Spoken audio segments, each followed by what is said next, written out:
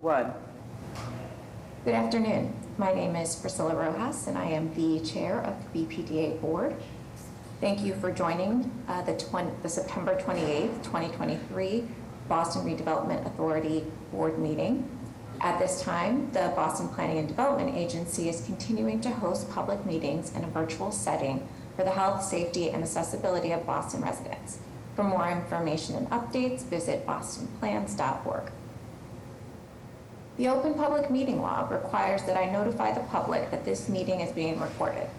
Please be aware that an audio and visual recording of this meeting is being made and broadcast by Boston City TV, which is a part of the City of Boston Office of Cable Communications, at Xfinity Channel 24, RCN Channel 13, and Verizon Fios Channel 962. It is also being live streamed at boston.gov/cable. So I will now, to begin the meeting, take a roll call of the board members. Dr. Landsmark. Present. Mr. Miller. Present. Mr. Shepard. Present. Okay, and I, Priscilla Rojas, am present. Let's go to agenda item number 1. Request authorization to schedule a public hearing on October 12th, 2023 at 5:40 p.m. or at a date and time to be determined by the director to consider the proposed First Amendment to the development plan for the Planned Development Area Number 6 located at 1035 Commonwealth Avenue in Allston. Do we have any questions or comments from the board? Hearing and seeing none, a motion is in order. So moved. Second. Roll call for a vote. Dr. Landsmark. Aye. Mr. Miller. Aye. Mr. Shepard. Aye. And the chair votes aye. Motion passes.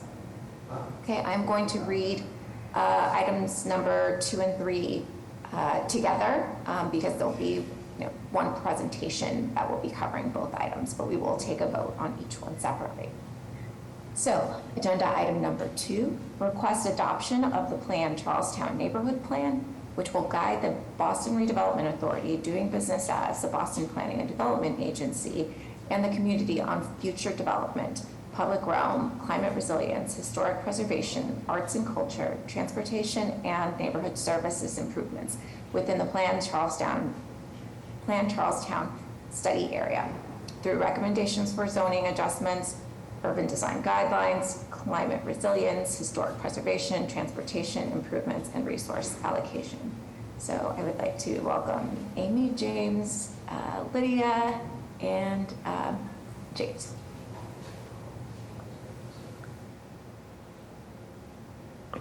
Oh, sorry, my apologies, and I'm gonna read agenda item number 3.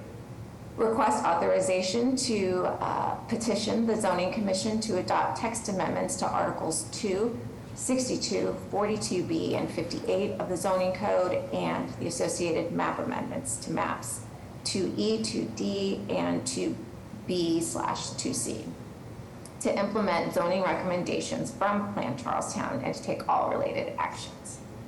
So Astrid will also be presenting. So I will give the floor over to Amy. Thank you, Chair. Do we have the slides?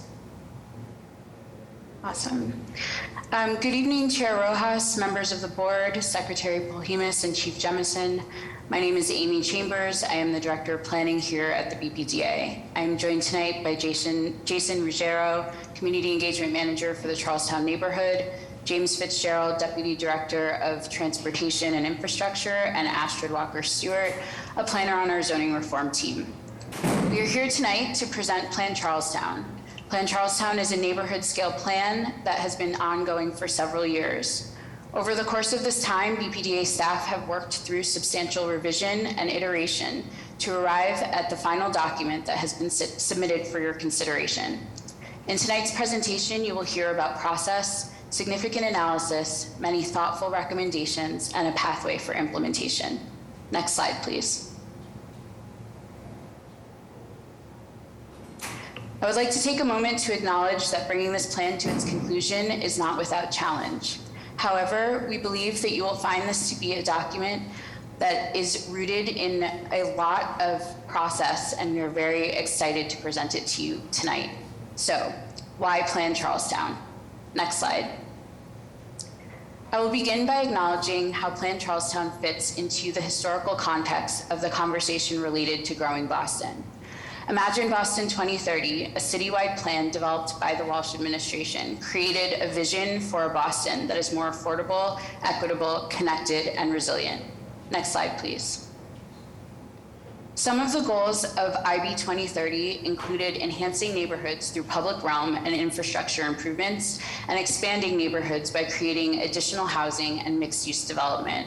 From that plan, new mixed-use housing and job growth in transit-accessible areas at the edges of existing neighborhoods reduces housing price pressure, expands access to opportunity, and stitches together the fabric of the city. Some of the many objectives that are identified in Imagine Boston are listed on the screen. As we advance through this presentation, we will tie the outcomes and recommendations contained in Plan Charlestown to the Imagine Boston objectives to demonstrate the direct connection that Plan Charlestown has to the implementation of Imagine Boston. Next slide, please. In the truest sense, adopting Plan Charlestown advances the goals named in Imagine Boston. More specifically, Charlestown's Sullivan Square is discussed at length as a future walkable, mixed-use job and housing center, which capitalizes on the area's transit access, publicly owned land, and proximity to growing job centers. IB 2030 names Sullivan Square as an opportunity for growth, recognizing that among other locations, Sullivan Square has the potential for transformative terra firma and air rights development to produce job and housing growth that addresses long-standing physical and social barriers.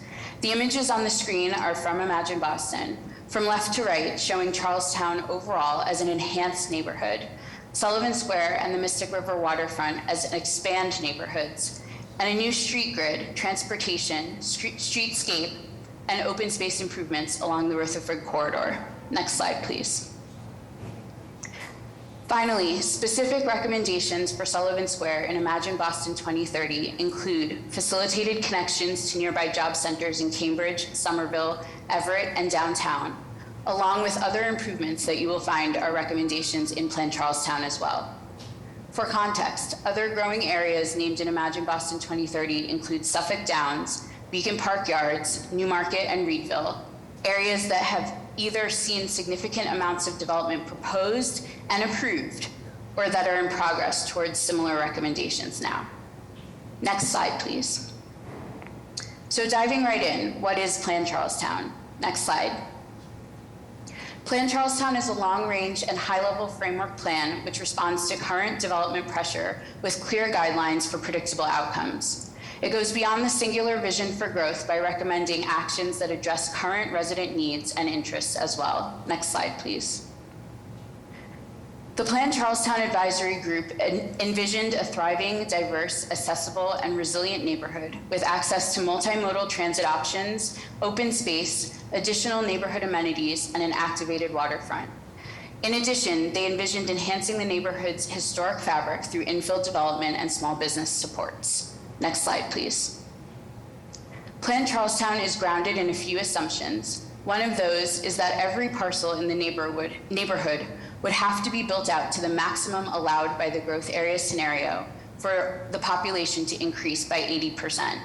While it is more likely that Charlestown will see a return to its population of approximately 30,000 circa 1950, long-term recommendations and needs assume the maximum potential for growth.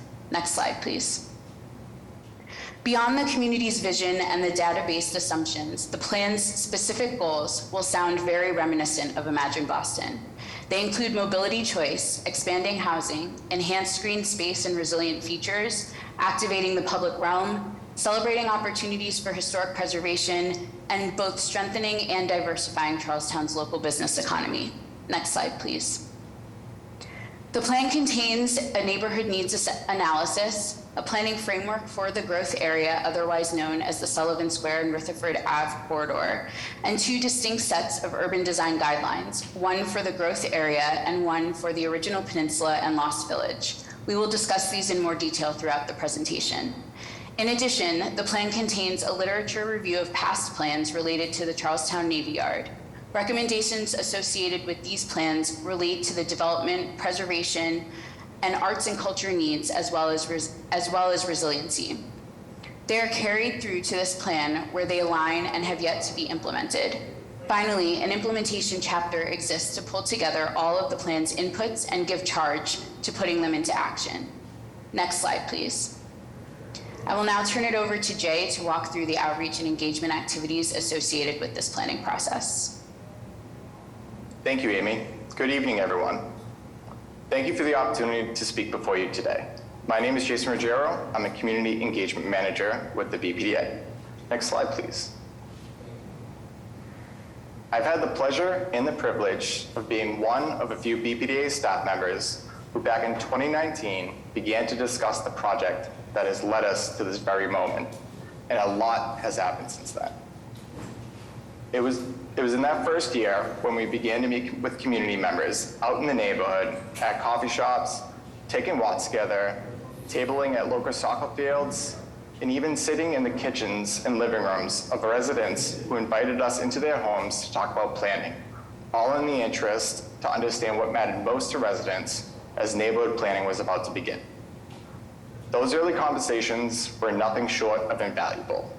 They helped shape the very essence of Plan Charlestown, advocating for a comprehensive neighborhood-wide scope, and that the community's ideas and visions would help drive the process. I often say that while outreach is a crucial part of any planning process, it's the engagement that sets our endeavor apart. We didn't just share information via advertisements and email blasts, or simply raise awareness about upcoming meetings. We immersed ourselves into the community. We nurtured deep relationships, actively involving stakeholders in decision-making, and eagerly sought their input and collaboration. We set standards to iterate our work over the course of the entire process. Our engagement approach was inclusive, ensuring accessibility for all, and with a goal to embolden diverse participation. To highlight what's itemized here on the slide, over the past 4 years, we've organized 4 neighborhood walks, made multiple visits to the neighborhood association, hosted several office hours at the library, participated in meetings with organizations such as the Charlestown Mothers Association and youth sports advocacy groups, and often sat with residents of the neighborhood's 3 public housing developments.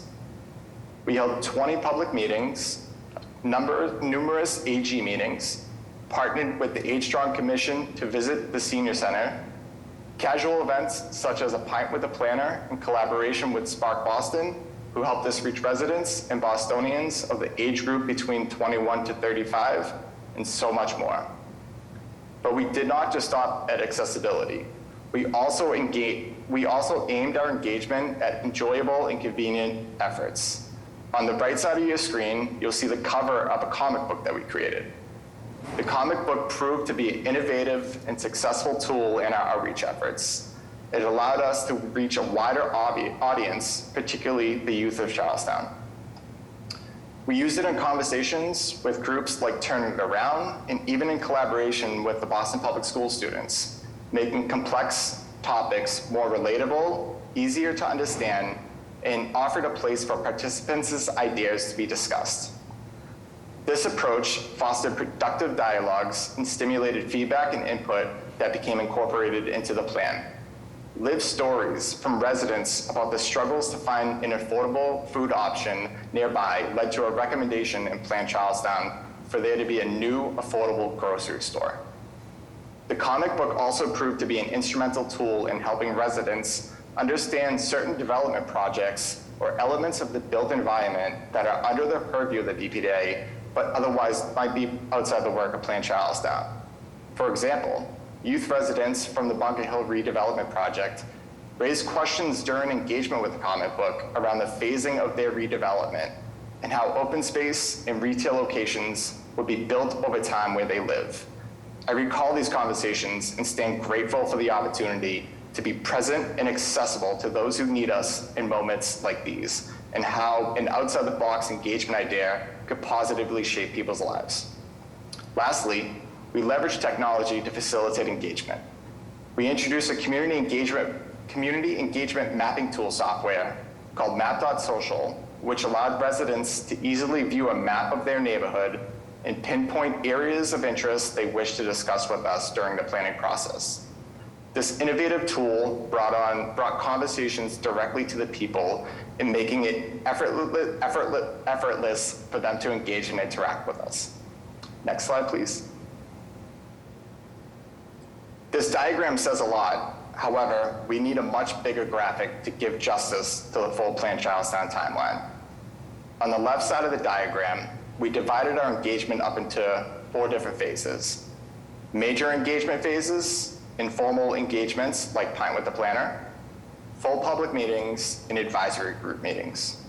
Moving left to right, we kicked the plan off in 2019 with the pre-planning listening tour, followed by a 2-year-long engagement period focused on visioning and goals, which included topics of interest to the community, such as open space, transportation, land use, and preservation.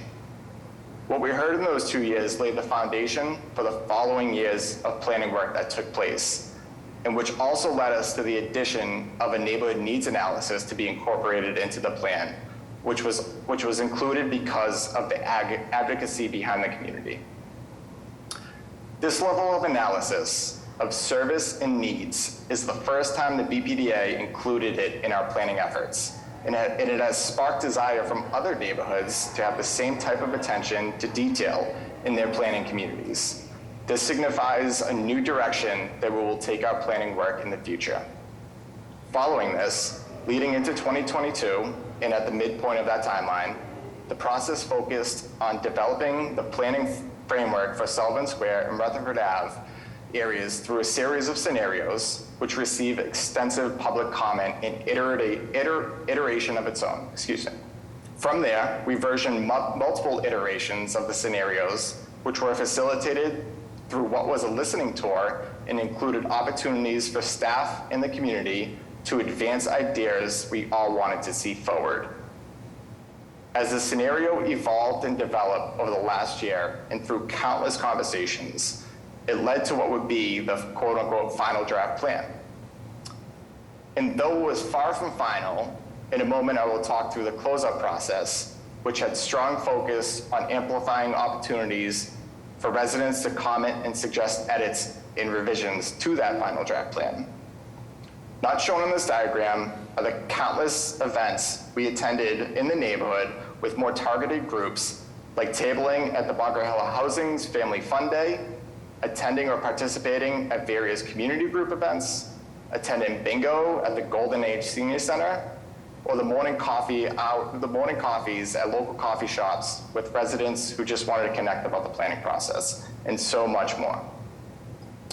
Presentations, meeting recordings, public feedback, analysis and research by staff and expert consultants were all made publicly available and posted to the Plan Charlestown webpage. We also printed the scenarios and the final draft plan and left copies at the local library, accompanied with prepaid, pre-addressed envelopes to allow residents to conveniently fill out a survey, toss it in the mailbox, and in a day or two, it would be at my desk. Next slide, please.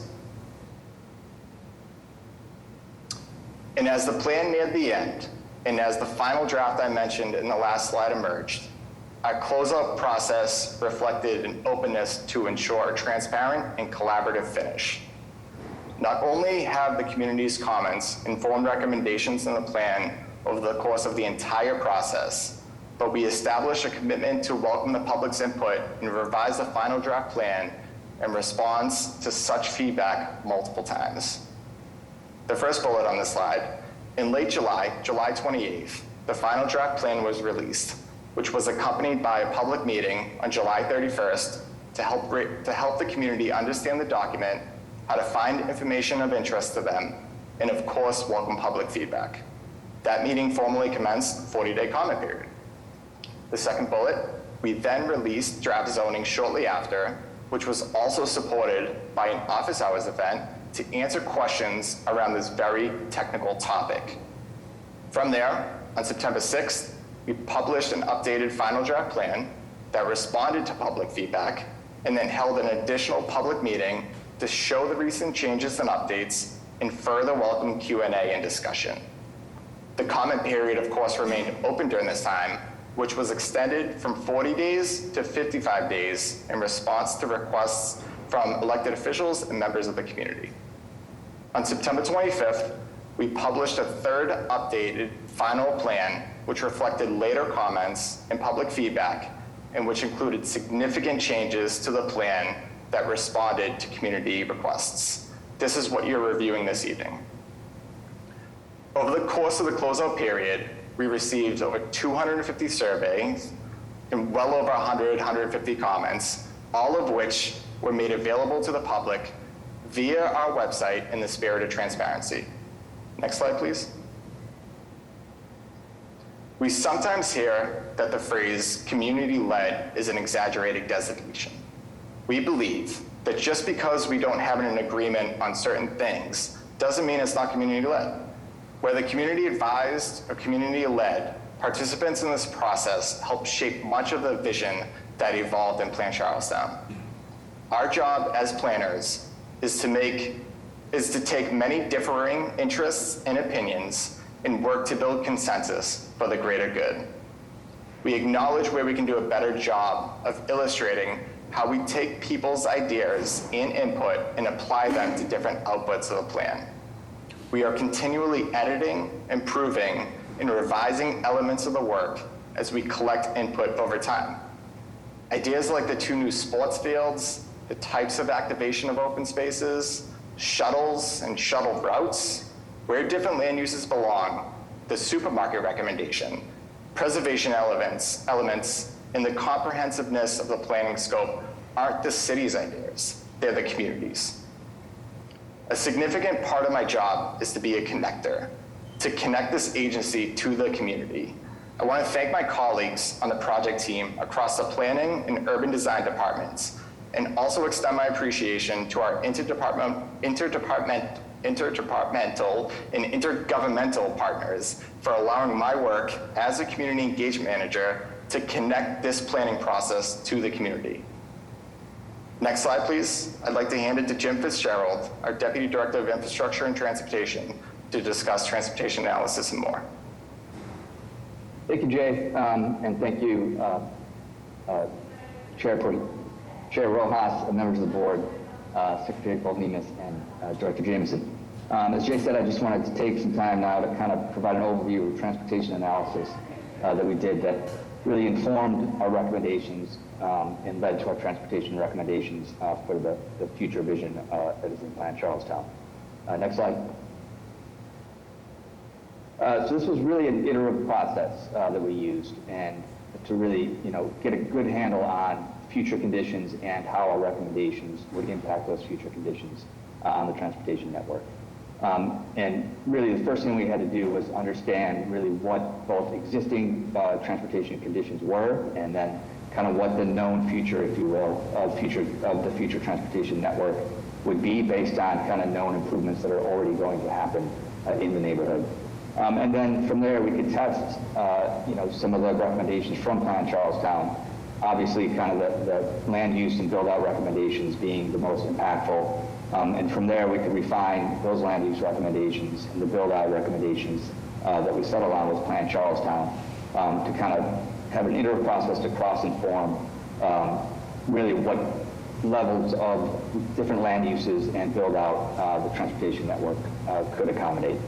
And from there, we were able to finalize what additional mobility improvements were needed in the long term in the full future vision of Plan Charlestown in order to have a sustainable transportation network. Next slide. So the first step that we did was really getting a good handle on kind of the baseline future conditions as well as the existing conditions within the transportation network. And from there, we started with the Boston region's multimodal transportation model. It's a very large model set that extends for 101 plus communities within the Boston region. And it really projects transportation demand out to 2040. And we pivoted out of that transportation model set and developed our own model that was more accurate for this kind of sub-region that you see here on the right that was done through a planning process a couple of years ago, the Lower Mississippi Regional Working Group, that took a harder look and a more refined look at kind of this smaller geography within the Boston region to get a better handle on future projections as far as travel demand, transportation conditions, and basically in that model already baked in is within the region population growth of 38% and 36% job growth that would help to make sure we were making sure that we had the long-term picture well in hand. We also did some updates that since this model set was developed a couple of years ago that we know are definitely going to happen that impact this region. Perhaps the most important is the MBTA's bus network redesign project. It's going to fully redesign and increase bus service throughout the MBTA service network. We also know, I know it's been slow going, but we will eventually have the Orange Line transformation complete and the full new set of Orange Line trains in service. And once that happens, the Orange Line will be able to operate in 6-minute frequencies at peak periods. We also used updated assumptions for the Rutherford Ave Sullivan Square project, which is obviously the main corridor running through Charlestown.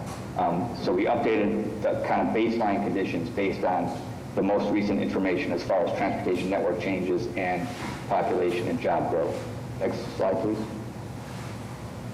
So the next step we did is after we updated the model set is we took kind of the first projection of full build out of Plan Charlestown. That initial projection of the growth scenario, the land use scenario, we added in that impacts of that 20 million square feet of the initial projection of full growth in Charlestown. We also added some additional transportation improvements that we know are coming with the Orange Line transformation and the ability that MBTA did to add additional Orange Line vehicles to the procurement. The Orange Line can operate as frequently as 4.5 minutes in the peak periods. We also assumed from past planning work, like the Lower Mississippi Regional Working Group, assumed that at Sullivan Square there would be a new commuter rail station that would provide access to the commuter rail network. And then, as Jay mentioned, something that kind of early on in the process, a new network of kind of neighborhood shuttles that would provide these last mile connections, as well as servicing corridors that don't have current bus service like Medford Street corridor, and added this sort of shuttle network that we kind of quickly got consensus on is a really important factor to contribute to the transportation mobility within Charlestown. This sort of process then took that 20 million square feet, ran the trip generation using kind of national standards, and added all those trips to the transportation network by mode, where they were starting, where they were ending, and assigned them to the specific transit routes, bus routes, or roadway corridors that the different trips by different modes were getting made.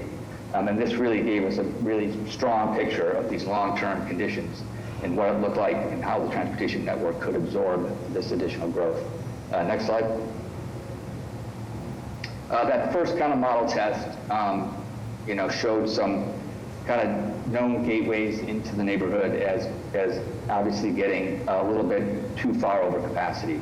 So the Alfred Street Bridge, Cambridge Street, for example, the Gilmore Bridge, and the north side of the Mystic and Moffat Way bridge pairs coming in from Somerville really went kind of beyond an acceptable level of demand. It really kind of reinforced this need for a connected network of neighborhood streets for the new growth areas that were connected to the network, a finer grained network of streets to absorb all the additional development we were assuming. But most importantly, we did see that since most of this growth is on the outside of the original peninsula, if you will, that most of this demand was coming from the main gateways into the neighborhood and really staying on the Rutherford Ave corridor and not filtering into the neighborhood, which was really encouraging. However, next slide. What we did find is that 20 million square feet just really was too much growth to absorb. So again, through this iterative process, working with our land use planning assumptions, and working with the community, what we did is we reduced the total assumed build out by about 10%. And more importantly, we changed the land use mix assumption that we have as far as recommendations for Plan Charlestown, and reduced the office and lab type uses by about 24%. These types of uses have, I think as everyone knows, really impactful impacts on the network in the peak periods, basically employees coming and going from the neighborhood. So we reduced the kind of lab and office uses by 24% and reduced the total build out by about 2 million square feet to about a maximum total build out that we could envision here. Again, long term by about 2 million square feet to about 18 million square feet. Next step. The other thing we did is we added some additional, where we saw we needed some additional transportation improvements in the network before we kind of reran our analysis again with the reduced build out and the changed mix of uses.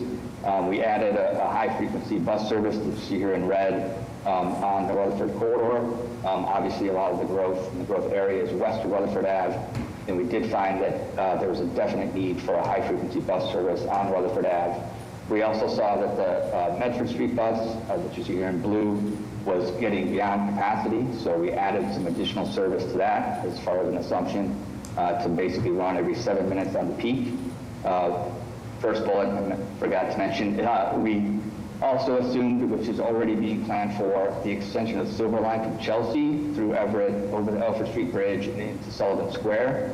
This was a corridor that we saw as really being over demand on the transit side and the roadway side. So the extension of a high frequent Silver Line service to Sullivan Square really helped alleviate that gateway problem point as well.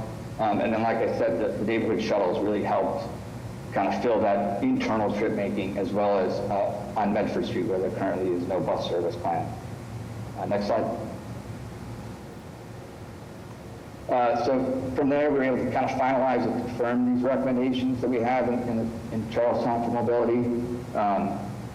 Really what is key that we found was the bus network redesign is a critical element that will be implemented and is funded, but that will give Charlestown, all of Charlestown, within a quarter mile of a high-frequency bus route. The high-frequency bus service, like I said, on Rutherford Ave would certainly be well utilized and really is critical to make the transportation network work and absorb the growth. The more frequent bus service on Bunker Hill Street obviously drew a lot of long-term need. The Silver Line extension, as I mentioned too, from Everett was a great improvement for that corridor. And the network of neighborhood shuttles showed a lot of ridership growth in the long-term build-out. On the roadway network side, as I mentioned earlier, that the interconnected street network that we envisioned in the plan that Amy's going to go into in a little more detail in the following slides was really crucial to absorbing kind of all the additional growth in the growth areas. And then we also found a great need for additional bike and ped connectivity under I-93 over to Cambridge and Somerville. So we have recommendations to advance opportunities to connect over that, really under I-93, over the Orange Line, with some ideas that had been floated in the past, but those really showed a really definite need. And really a kind of comprehensive interconnected bike network for all that internal trip making that really is critical, that we want people to be making those trips easily, safely, by alternative modes. And like I said, the land use changes were really important. That overall kind of resulted in a reduction in vehicle trips by about 10 to 12%. And we saw most of those because the reduction of the office and lab use by 24%. The key gateways really benefited from that reduction in the office and lab use assumptions of our kind of full build assumptions of Plan Charlestown. I think at this point, next slide. Another very important point. There is a lot of investment that is coming to Plan Charlestown transportation side, and this graph is trying to represent on the roadway side all the investment. Basically, all the gateway bridges coming into Charlestown have funding committed to improve them. Obviously, the Rutherford Sullivan Square project, we are going to get it done. We've been talking about it for way too long, but all those improvements are going to total about $500 million worth of committed investment to improving the transportation network within Charlestown. So there's significant investment that is already going to happen long before the full build-out assumptions that we assumed in Charlestown will be realized. So next slide. At this point, I'm handing it back to Amy. Thank you. Thanks, Jim. So, iterative planning is the process of adapting as the project unfolds by changing the plans. Plans are changed based on feedback from monitoring, changes in the project assumptions and risks, changes in the scope, etc. As both Jay and Jim spoke to, this has been a process that has been marked by refinement. The next section will dig into that a bit further. Next slide, please. These are screenshots from the Map Social site and the ArcGIS story maps that were available for interaction online in 2021, 2022, and 2023. As previously shown, there were 192 interactions on Map Social and 952 responses to the story map, which illustrated a number of zoning scenarios for the growth area. In addition, several public meetings were held to report back on findings and present new options. The final scenario, which is contained in the plan, referred to as the hybrid scenario, and which I will outline here, is the 6th iteration of the growth area recommendations. Next slide, please. So here we have the footprint of the growth area outlined, which, if you recall closely, mirrors the outline of the image from the IB 2030 on the opportunity of growth slide. The image before you identifies the parcel owners in the growth area. As you can see, the original peninsula and Lost Village are not subject to the growth area zoning recommendations, nor are there changes proposed to the Navy Yard or DPA, which is controlled by the state. Next slide, please. This map shows the existing land use in Charlestown. While much of the built-out core is residential, the growth area is currently mostly industrial and institutional. Next slide, please. Potential land use scenarios were developed and shared online for feedback. On the screen are two of the first versions, one prioritizing job growth and one prioritizing housing and open space. Next slide, please. After a series of meetings, a proposed land use map emerged. This map shows no changes to land use in the neighborhood core. There is an emphasis on the creation of a mixed-use district with residential near transit and the edges closest to the core to ensure smoother transition, and the intense commercial uses clustered along the industrial and interstate edges, away from the residential core, and to shield the neighborhood from the elevated highway. Next slide, please. Currently, the density within the neighborhood is almost exclusively an FAR of 2, which is considered low density. Next slide, please. Once again, potential future density scenarios were developed and shared online for feedback. On the screen are two of the first versions, which align with the land use scenarios. The first showing density scaling down from the highway to the original peninsula, and the second showing uniform medium density across the growth area. These slides are taken from previous public meeting slide decks, and the notes at the bottom are pros and cons identified through the review. Next slide, please. The proposed future density map that emerged shows the largest increase in density in the Sullivan Square area, closest to the T-stop. In addition, density is increased closest to the highway, and residential density bonuses are permitted on parcels within the growth area and within 1,000 feet of the within 1,000 feet of the T stations. It is important to note that while 18 million square feet are permitted over the 30-year period, this is growth in areas that are not currently residential and that will not cause any residential displacement. This opportunity for growth represents 6,000 to 8,000 housing units and approximately 20,000 jobs. Next slide, please. Very similarly, there were multiple scenarios for public consumption related to open space needs. Next slide, please. Here's a map of the existing open space in Charlestown. Next slide, please. And proposed. As the result of community feedback, opportunities for active and passive open space uses took priority. The plan recommends maintaining the current ratio of open space per capita as the population grows. It has identified opportunities for 34 additional acres of open space between public and private development and makes recommendation for leveraging additional open space through private development and along the waterfront as opportunities arise. Next slide, please. It should be noted that historic preservation recommendations live throughout the document, both in relationship to the historic core of the neighborhood and to the growth area. In the growth area, recommendations include adaptive reuse of historic, designated or non-designated structures where possible. Changes were made to the plan to strengthen language related to preservation after both the first and second drafts were released at the request of residents. Next slide, please. The plan also accounts for projects taking place in real time.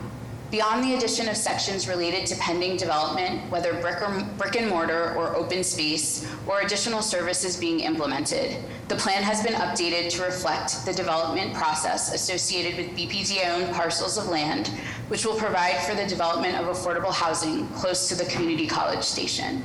Next slide, please. There is also value to naming the places where community feedback rightly set us on a different course.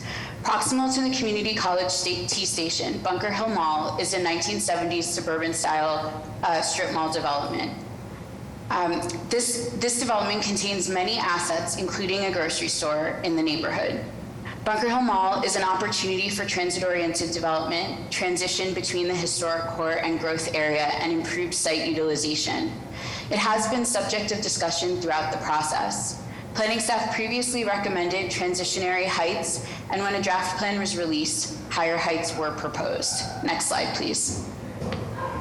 As a result of many voices and advocacy from elected officials, Bunker Hill Mall was removed from the growth area. With additional input, zoning amendments now recommend that future buildings on the site that face Main Street would be limited to 40 feet in height, and buildings that face Rutherford Avenue would be limited to 70 feet in height. The site shall maintain an FAR of 2, be rezoned to mixed use, and it shall not be made PDA eligible to preserve continuity of scale with existing buildings in the immediate area. Next slide, please. Finally, the plan names many recommendations that will advance the community vision and the plan goals. On the screen are the applicable IB 2030 goals.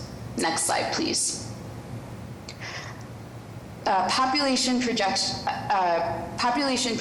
at specific intervals helped govern whether recommendations were short, medium, or long-term. The aforementioned needs analysis provides 80+ pages of recommendations and projects to bring the plan beyond just the goal of growth. It found that 200+ acres of historically industrial area west of Rutherford Ave, south of Cambridge Street, and east of Medford Street have little to no housing, which skews the population density. Even though the core of the neighborhood may feel dense, nearly 1/3 of a square mile is entirely unpopulated, and that is where growth is focused. Indicators and trends such as income, housing costs, and racial demographics show that Charlestown is likely less accessible to BIPOC populations than many other neighborhoods across Boston. The needs analysis recommends updating the zoning code to allow housing wherever feasible to densities that will encourage the creation of income-restricted housing, especially new developments that are required to follow the City of Boston's inclusionary development policy and would result in more affordable housing units, including increasing the supply of income-restricted homeownership opportunities. Next slide, please. It goes on to name priorities for open space, climate resilience, and preservation as previously discussed. It is worth naming that members from the Boston Landmarks Commission and the city's new director of the Office of Historic Preservation participated in public meetings and weighed in on several revisions to the plan, respectively. Next slide, please. It recommends reducing restrictions on arts and culture uses throughout the neighborhood and specifically names focus on establishing a second ambulance bay on publicly owned land. These and other recommendations to follow form the basis of community benefits that staff may negotiate through future private development on PDA eligible parcels. Next slide, please. The plan identifies a new street network that will be critical to accommodating planned growth. Next slide, please. Transit recommendations include the completion of the Orange Line improvements for long-term and regional connectivity, high-frequency bus service, and a network of publicly accessible shuttles to provide internal connectivity and supplement the MBTA bus network. Next slide, please. Future on and off-street bike and pedestrian connections are recommended to relieve pressure on the existing network. Next slide, please. An important action for the city to enact is a reduction in the geography of the on-street residential parking program to existing residential areas in the original peninsula and Lost Village to prevent any spillover parking from future development in the growth areas. Next slide, please. And as previously mentioned, completion of the open space network will be able to be leveraged through private development as well. Next slide, please. Adopting this plan does not mean that this process is at its end. In fact, the reason this is an exciting moment is that this is really the start of the path towards realizing the many great recommendations that are included in it. One of the challenges of a process like this, lasting as long as it has, is that it actually impedes the focus on and progress towards realizing these goals. As previously mentioned, this is a 30-year plan for growth. That does not mean that it has to be a 30-year plan for the improvements named within it. Staff have reported tonight on many projects that are already funded and already in progress. In addition, there are tools that the BPDA and city will utilize to work towards the goals on the timelines named in the implementation table. These tools include zoning and regulatory powers and leveraging private development review, which we will look to begin to implement tonight. And capital planning, including municipal borrowing, grants, and dedicated funds. On the capital planning front, the City of Boston's Planning Advisory Council, composed of cabinet officials overseeing Boston's built environment, is a convening body focused on reviewing and implementing citywide interdepartmental planning recommendations. Staff of this body will take the implementation plans from this and every plan and focus on exactly how those recommendations factor into the capital planning process. Finally, Charlestown is unique in that it has access to the Charlestown Community Impact Fund, a municipal trust fund developed as a condition of the Massachusetts Gaming Commission's gaming license approval for Encore Boston Harbor. It is a repository for $2 million for a $2 million annual deposit. This fund can be applied to impacts, infrastructure, improvement, or mitigation associated with specific topic areas named within the plan. Recommendations that relate to allowable uses are identified in the implementation chapter for consideration of funding. Those include the shuttle service, several neighborhood needs, and preservation activities, including updated inventories. Next slide, please. Thank you for your time, and I will now turn it over to Astrid to present on the proposed zoning changes. Thanks, Amy. Good evening, Chair Rojas, Secretary Polhemus, Chief Jemison, and members of the board. My name is Astrid Walker-Stewart, and I'm a planner on the zoning reform team at the BPDA, and I've been working on these zoning amendments for Charlestown. Oh, next slide, please. Thank you. These zoning amendments I'm going to be walking you through seek to advance Imagine Boston vision, as Amy highlighted, for expanding neighborhoods and align in particular with the goals of encouraging housing and job growth, preparing for climate change, and encouraging contextually sensitive development. Next slide, please. The zoning team has been working closely with the planning team to ensure the plan's extensive recommendations are translated into zoning so the amendments can advance the goals and policy recommendations of the plan. These recommendations codify the land use, design, and dimensional regulations proposed in the plan and simplify components of the articles so they are more user-friendly. Next slide, please. They include updates to Article 62, the Charlestown Neighborhood Article, 42B, the Harbor Park District, Charlestown Waterfront Article, and 58, the City Square Neighborhood Article, as well as Article 2 for definitions, and then 3 maps, 2E, 2D, and 2B, 2C. Next slide. So we've organized the amendments in this presentation into 2 categories. First, we're going to discuss the rezoning of the identified growth area, which is Sullivan Square and Rutherford Ave.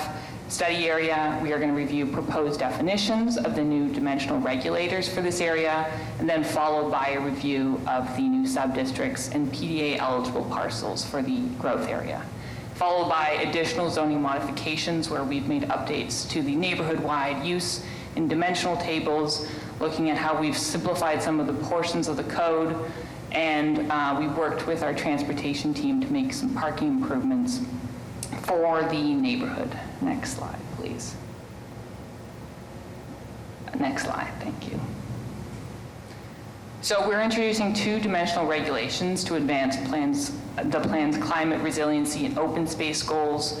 The first one being we're introducing building lot coverage definition and as a regulation. And with that, introducing building floor plate to support that definition. And secondly, introducing permeable area of lot definition. And both these definitions seek to provide a better understanding of what is open space versus what is building on a lot in order to ensure that we create a better experience for what is on the ground and understanding of a human scale experience of buildings on a lot. And of course, we're always seeking to provide better predictability in government, in development. Next slide, please. So the first definition, and I'm going to read through each for those who are just listening on their headphones. Building floor plate, we are defining as the total floor area of a single story within a building. A story's floor plate includes the area measured from the outside surface of the building's exterior walls and the area of any covered porches or covered balconies extruding from said story. So covered porches would be included in the calculation, but decks that are open to the sky would be not. And the reason being we want to be consistent with the definition of building in the code and provide flexibility for more truly open space on lots. Next slide, please. So building lot coverage, we are defining as the cumulative percentage of lot area covered by the largest building floor plate of each building on the lot, excludes any one-story detached building that is exempt from building code, such as small tool or storage sheds, playhouses, and the like. And we really ensure that this definition is consistent with the building code, so we're not regulating anything new. Like a playhouse, we want to provide flexibility for residents to, for instance, add a playhouse for their kids without having to go through the ZBA and the BPDA. And then also we want to avoid creating existing nonconformities with the code. Next slide. And this will be regulated as a maximum building lot coverage. So the maximum building lot coverage we establish for each parcel, each area can be smaller, but it cannot be greater than. And I want to stress before we move on to the next section that this provides a framework for buildings floor plate in relation to the lot. So how do we regulate the rest of the lot? The open space. The zoning code currently regulates open space by use, and as a result, we see a lot of proposals which include spaces almost entirely covered by asphalt. And this is really a missed opportunity to make use of vital and frankly scarce open space we have on the ground. So we're seizing this moment as an opportunity to be more thoughtful about the surface on the ground in terms of experience, but also most importantly, how we sort of begin to address climate change, and particularly heat island effect and flooding, as Imagine Boston and Climate Ready Boston have identified. Next slide. So we are introducing permeable area of lot, and this definition has been a collaborative effort with Director of Green Infrastructure, Kate England, and it's also to review its consistency with what other departments, how they measure permeability. It's aligned with Boston Water and Sewers metrics of permeability. So I'll read this hefty paragraph. The lot area covered by natural ground cover or any material surface on the ground that allows water to pass through at a rate and quantity equal to or greater than natural ground cover. Surfaces included in the calculation of permeable area of lot include, but are not limited to, vegetative landscapes such as lawn and trees, vegetated green infrastructure such as rain gardens and bioswales, porous paving materials such as porous asphalt and permeable pavers, and other natural materials that achieve the prescribed infiltration rate of 0.17 inches per hour, as referenced in the Massachusetts Stormwater Handbook, Volume 3, Chapter 1, such as mulch and clean washed stone. And the calculation of permeable area of lot excludes permeable surfaces on green roofs and rain capture systems, again, on roofs, located on a roof or elsewhere on or in an above grade structure. It's a mouthful. Next slide, please. So this regulation is a minimum as opposed to the building lot coverage, which is a maximum, so they work in concert with each other. So there is no cap on this, there is just a baseline that we are trying to achieve. Next slide, please. And just to illustrate this super easily, we're trying to reduce the amount of asphalt to address flooding risks and heat island effect, and see more material surface area you see on the left. Next slide, please. So now we're going to talk about the growth area. This is this is the existing Charlestown Neighborhood District zoning map. Next slide. And highlighted in purple is the rezoning of Sullivan Square and Rutherford Ave section. And the land within this area is currently zoned almost exclusively for light industrial with a little wedge of local convenience at the top and community facilities for the Bunker Hill Community College site. As Amy and Jim discussed, Plan Charlestown established a series of recommendations for this area, very specific and ambitious goals in terms of open space, housing, and land use. Next slide, please. And given those recommendations to promote future growth in this area and respond to community feedback for a desire for mixed-use development, we are proposing 4 new sub-districts. In green, which covers the majority of the study area, it's the mixed-use sub-district. In red, commercial, which is on the edges, and local industrial, again on the edges, furthest away from the Charlestown neighborhood residential core. And then neighborhood shopping sub-district near the lower density residential. And we're going to walk through each sub-district in more detail. Next slide, please. So the underlying zoning for these sub-districts is regulated by a series of dimensional regulators. First one we're all familiar with, maximum FAR in height. And as you can see on this map, the proposed density supporting some contextual growth with higher heights on the edge and then closer to the residential core, lower density. We're also introducing the maximum building lot coverage in the underlying sub-districts to support our open space goals and to have some predictability of building versus open space. Thirdly, introducing minimum setbacks to create opportunities for street improvements, as Jim has highlighted, to see more bike lanes, accessible sidewalks. And lastly, introducing the minimum permeable area of lot number to respond to our resiliency and open space goals. Next slide, please. So the zoning study area, we have our underlying zoning established with the sub-districts, and we also are introducing 10 PDA eligible parcels within the area. And to highlight, this area of Charlestown has very large parcels, so this provides a really exciting opportunity for us to meet the plan's recommendations through coordinating strategic development proposals. Which leads me to ask, why are we creating 10 PDA eligible parcels? As mentioned, this area has very large parcels. And as Amy, I combined Amy and Jim together. As Amy and Jim walked through earlier, the mobility open space goals are extensive, and without PDAs, individual development projects on large parcels could result in less predictable development outcomes, less community oversight on the development of the parcels, and minimal public benefits for residents, and certainly not the scale of public benefits this area really needs. Next slide, please. So the PDA is a really crucial tool to support these large and complex projects.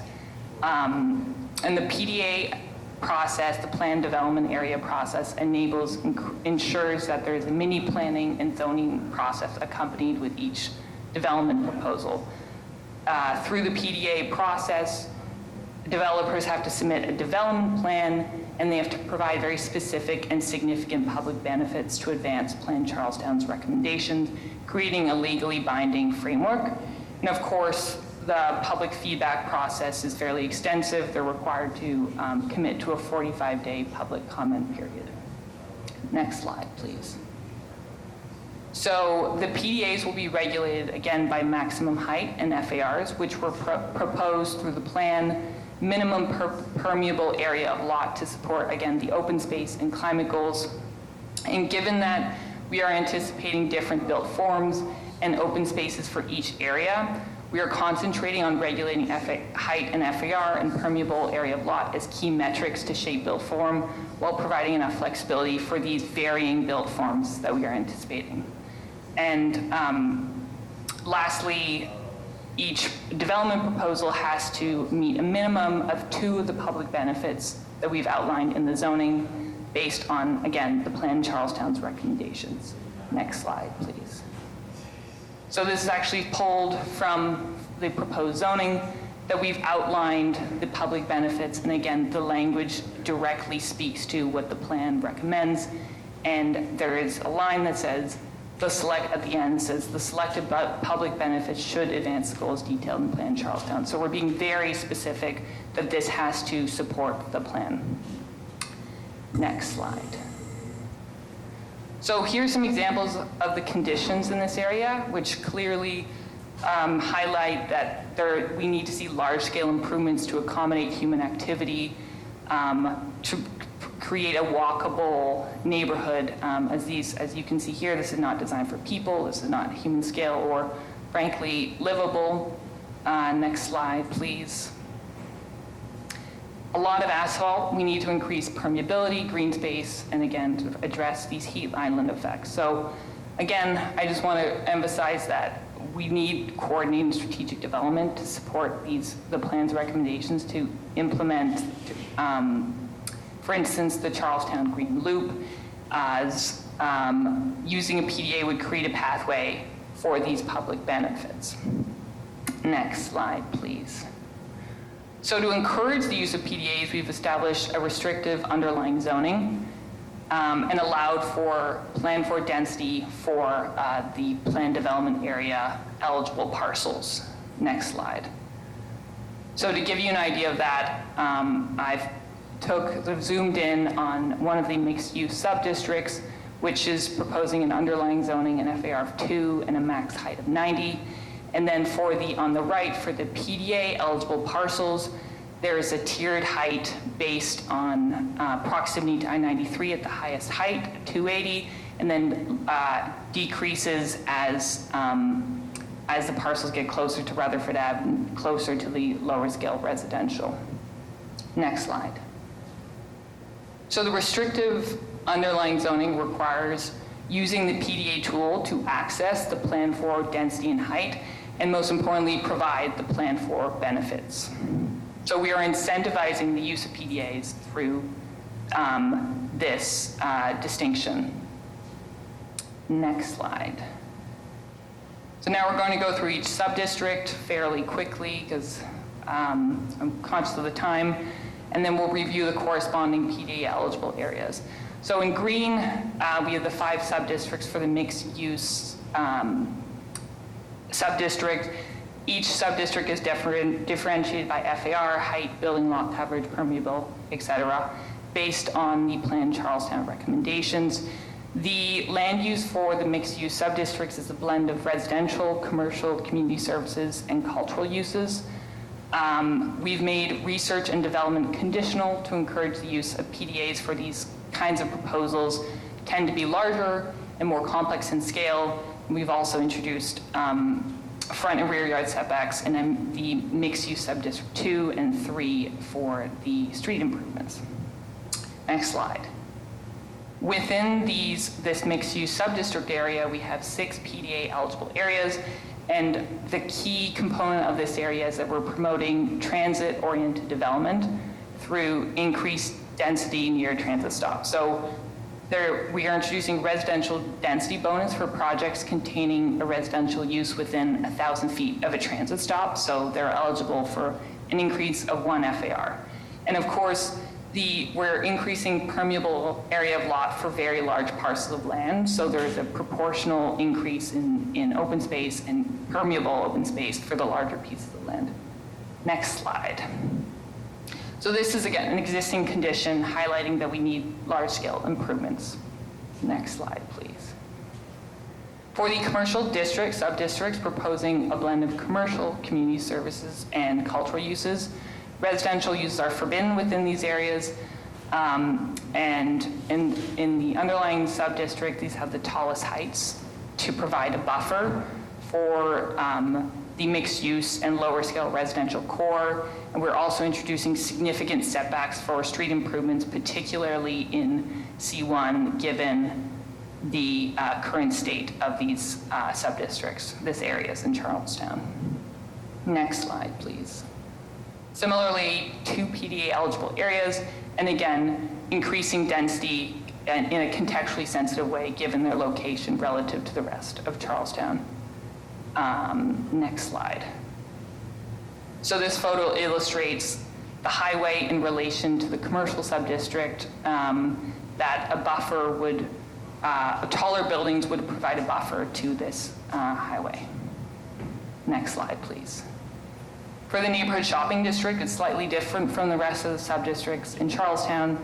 It does not have very large parcels, so the use of a PDA is not a necessity to support development.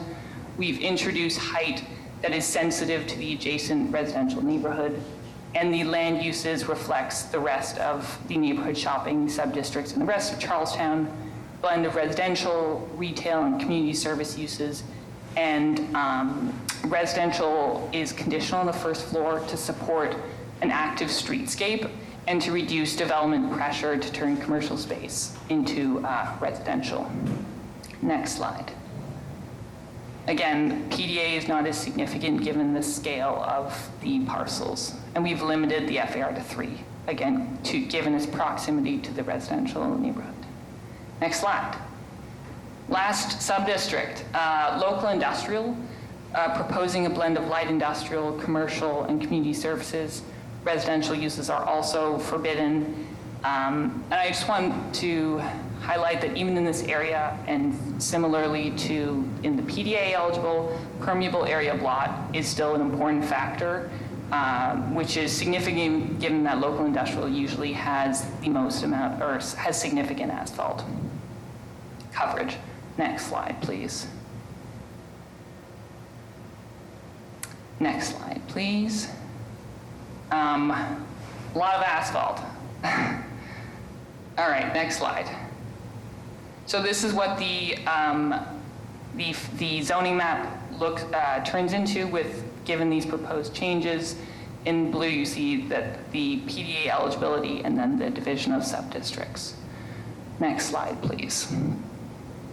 So for additional zoning modifications, next slide, we are updating uses and dimensional tables as given some community input. We are reducing restrictions on arts, cultural, and essential uses, essential retail uses in multifamily and neighborhood shopping sub-districts. So for instance, making gyms allowed, barbershops allowed, bakeries, and allowing art to be displayed in public. And these are much needed services identified in the needs analysis that Amy spoke about earlier.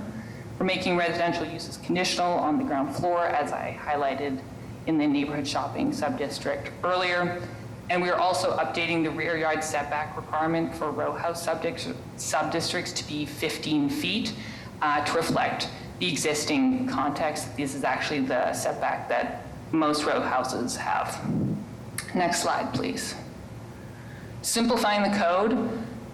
We're consolidating the local convenience sub-district into the neighborhood shopping sub-district because they have the exact same dimensional table and very, very similar use tables.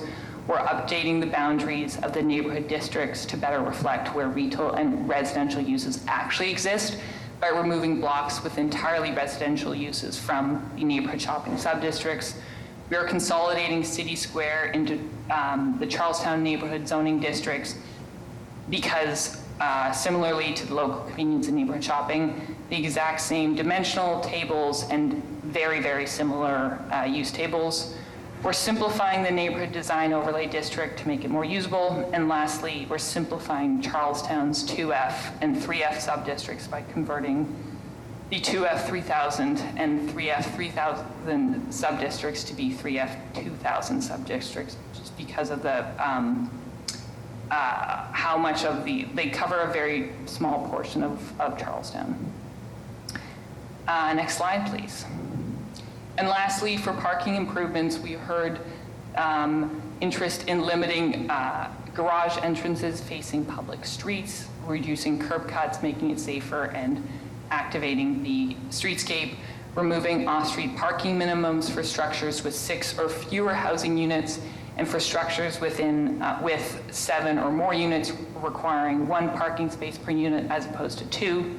And lastly, we are aligning our parking minimums with the Boston Transportation Department's parking policy, so we don't have contradictory parking requirements with their minimums, with our minimums. Next slide.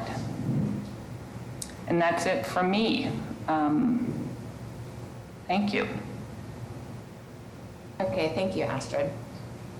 So just to remind everyone, these 2 agenda items are not open to public testimony. But as always, consistent with prior meetings, we would like to recognize any and all elected officials who are in attendance to comment. So, Teresa, do we have anyone here that would? Councilor Coletta is on. Okay, great. Councilor Coletta, the floor is yours. Excellent. Just confirming everybody can hear me. Yep. Great. Madam Chair Rojas, distinguished members of the board, Director Jamieson, and Secretary Polhimas, I'm just going to outright ask for your patience and indulgence as I provide testimony that I know will be entirely too long. I'm going to try to condense it as best as I can, but I do feel like it's necessary in order to fully encapsulate the significance of this moment. Charlestown, for those listening, in summary, just know that I'm standing with you, and I thank you for your advocacy. And thank you all so much for your presentation as well. I'm here to provide comments on the final draft proposal for Plan Charlestown released by the BPDA on September 26, 2023. Plan Charlestown, otherwise known as Plan in these remarks, is the culmination of 4 years of an extensive planning exercise and defines the framework for future development in this community. The intent was to provide a comprehensive vision that provides predictability in growth areas while also maintaining the historic character of Charlestown's inner core.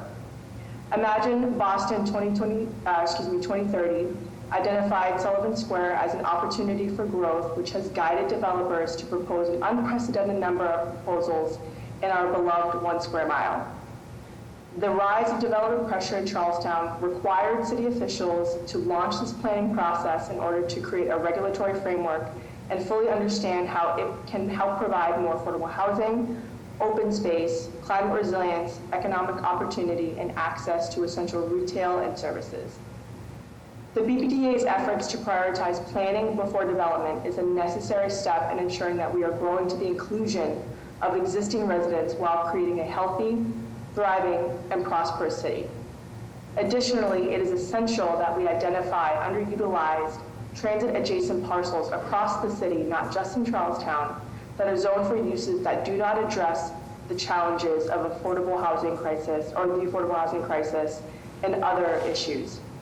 I fully acknowledge that growth and population density are inevitable, and we must assess the best and highest uses of these parcels through an urban planning lens. Moreover, without the implementation of modernized zoning, development will continue given the limitations of our regulatory powers as it relates to the use of private property. In the 4 years since Plan Charlestown began, all of us, elected officials and city staff, have committed to seeking robust feedback from constituents on their needs and wishes for the future of their community. As a District 1 City Councilor, I've heard from a wide variety of constituents with a range of opinions on the plan.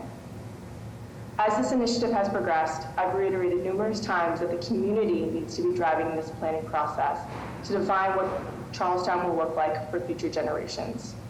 There are some commendable aspects of the plan that do provide a healthy and holistic framework for growth, and I'll share that, and I share the community's support of the following. And I'm going to summarize these points because there are others that I want to get to, especially the areas of disagreement. And please know that I will be supplementing my testimony here with a 10-page comment letter where everybody can read the full extent of it. But areas that I want to highlight are definitely the transition from industrial use to the creation of affordable housing. Specifically, I am pleased with the encouragement of the development of truly affordable housing at lower area median incomes, or AMI levels, for families and individuals along transit-adjacent parcels. Charlestown is in dire need of this and has a significant housing cost burden, where home prices have nearly doubled to an average of $875,000, and 55% of renting households are cost burdened. The housing recommendations plan for the inclusion of individuals and families who currently live there and should be commended. There's also great open space expansion and public realm improvements. With the majority of Charlestown's original peninsula and Lost Village areas built out, there's little opportunity to add green space and open space in close proximity to residential areas. There's a need for Charlestown to build out sports fields given the growing family population, and the plan provides that. However, I do want to uplift the concerns that I've heard from advocates that we need to go further beyond the proposed additional 20 acres of new open space. I'm also a big fan of the Charlestown Green Loop, which is a proposed 3-mile greenway encompassing Charlestown at its edges. Additionally, there's a lot of climate resiliency and coastal flooding recommendations, and I do agree with a number of the resilience strategies that have been outlined. The mobility and multimodal connectivity improvements are excellent. I am pleased with the recommendations for multimodal options that include the installation of bike networks and a brand new Charlestown link mirrored by the Mission Hill link that will provide privately financed and maintained shuttles that will connect residents to essential transit hubs and amenities. I would like to see a formalized agreement with a timetable of deliverables for mitigation resources necessary to achieve this link, especially when Charlestown meets its 25% projected population growth. And I do want to uplift, I believe, is the jewel of the document, which is the comprehensive neighborhood needs analysis. I provide praise for this in direct response from Charlestown residents who made this request for a more holistic approach to planning.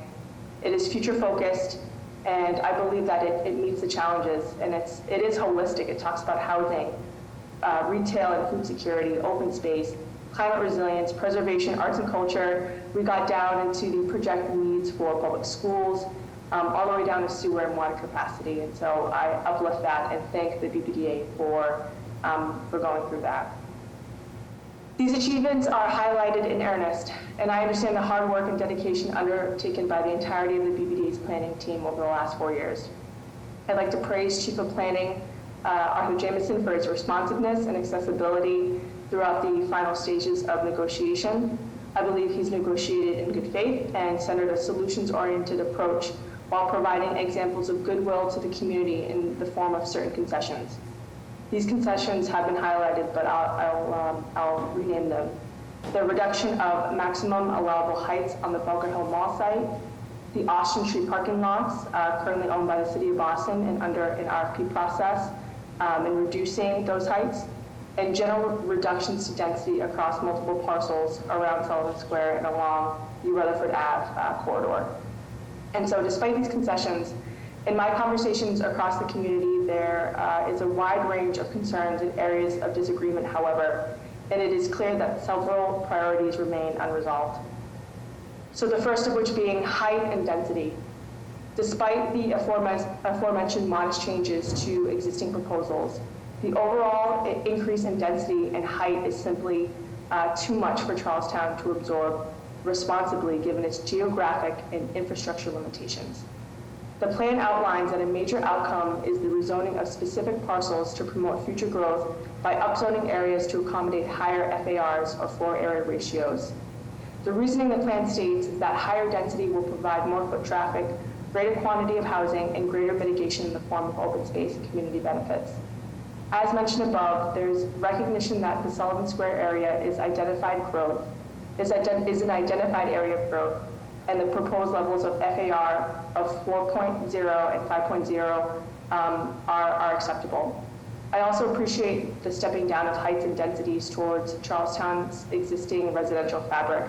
However, I share the community sentiment that the collective increase of over 18 million square footage is undeniably burdensome to existing and near future conditions of Charlestown.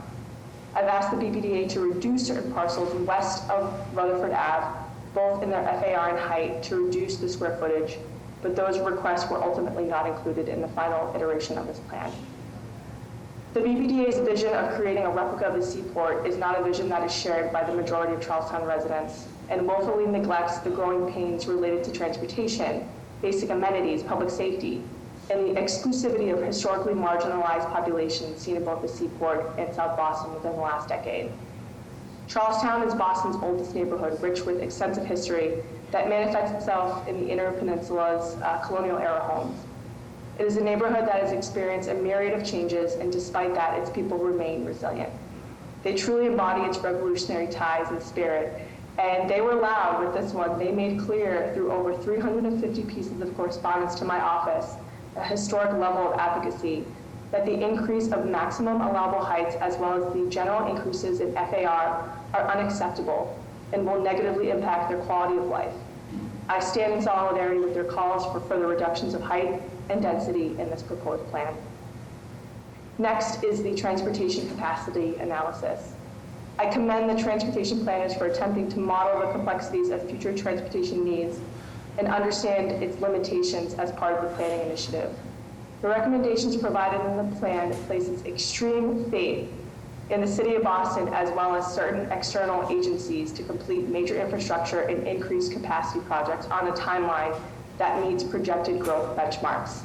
This includes the reconstruction of Rutherford Ave and the North Washington Tree Bridge and the MBTA bus network redesign, as well as the study and creation of plans for the Gilmore and Alfred Street bridges.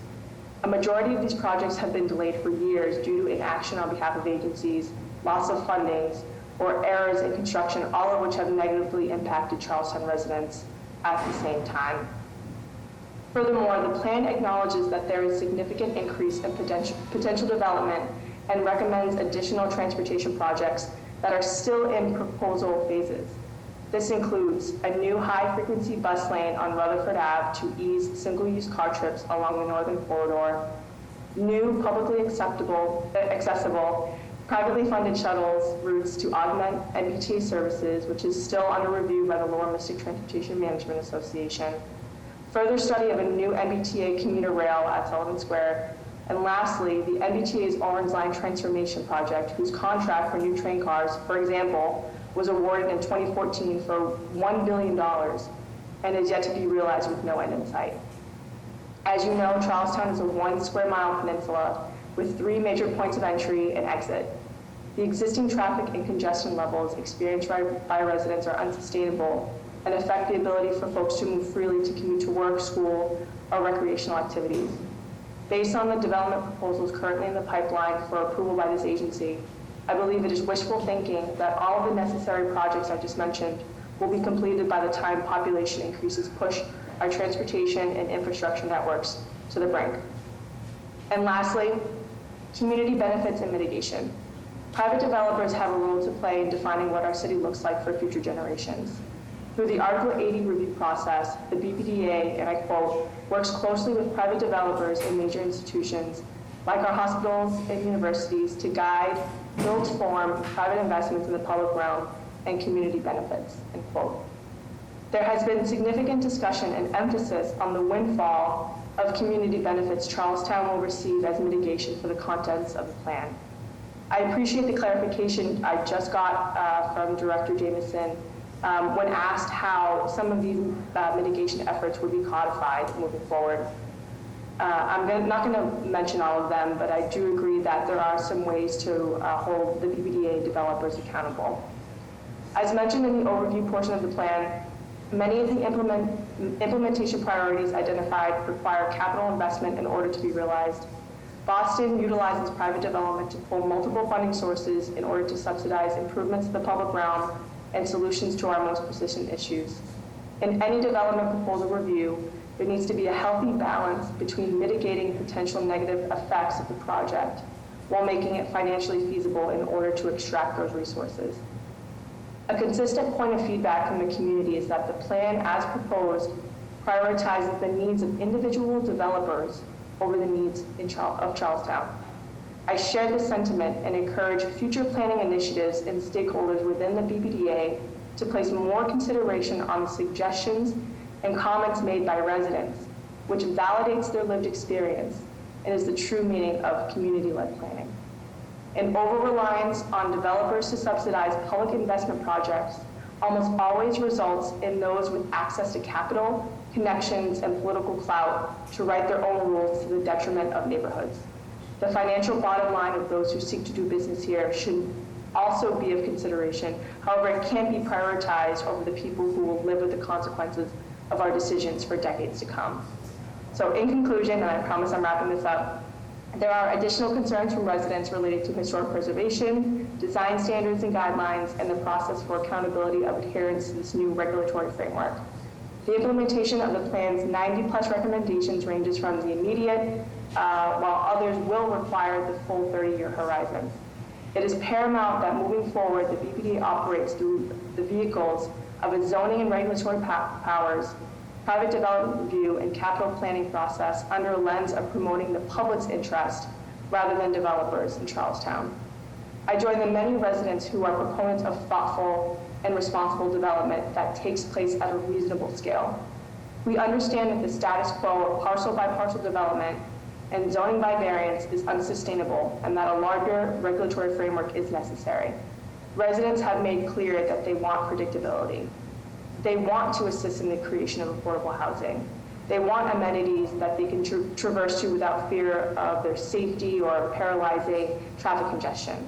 They welcome the intra-agency coordination that will be required by all stakeholders to fully realize the recommendations put forth in this plan. It will take decades of collaboration and oversight, and I'm hopeful future actors within this institution will adhere to what the residents' vision is for Charlestown, as described in this and many other letters respectfully submitted for consideration.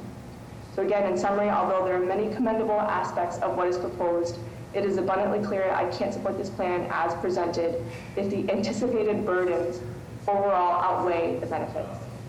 I want to be sure to thank, again, the people of the BPDA, specifically Jason Ruggiero, Ted Schwartzberg, Trish Cafferty, Ken and Ryan, and many others, Jim, who worked on all iterations of the plan. And I am extremely grateful to the Charlestown community for their steadfast advocacy and commitment to this beautiful 1 square mile. I want to remind them that this is not the end of our advocacy. There is still a process with pending approval from the Zoning Commission and subsequent plan development area, Article 80, and various other regulatory processes. So please stay in it. Thank you so much for your support and your advocacy, and I yield my time. Thank you. Okay, thank you. Secretary Polhemus, do we have anyone else? Yes, Representative Ryan is on. Okay, thank you. Mr. Ryan, the floor is yours.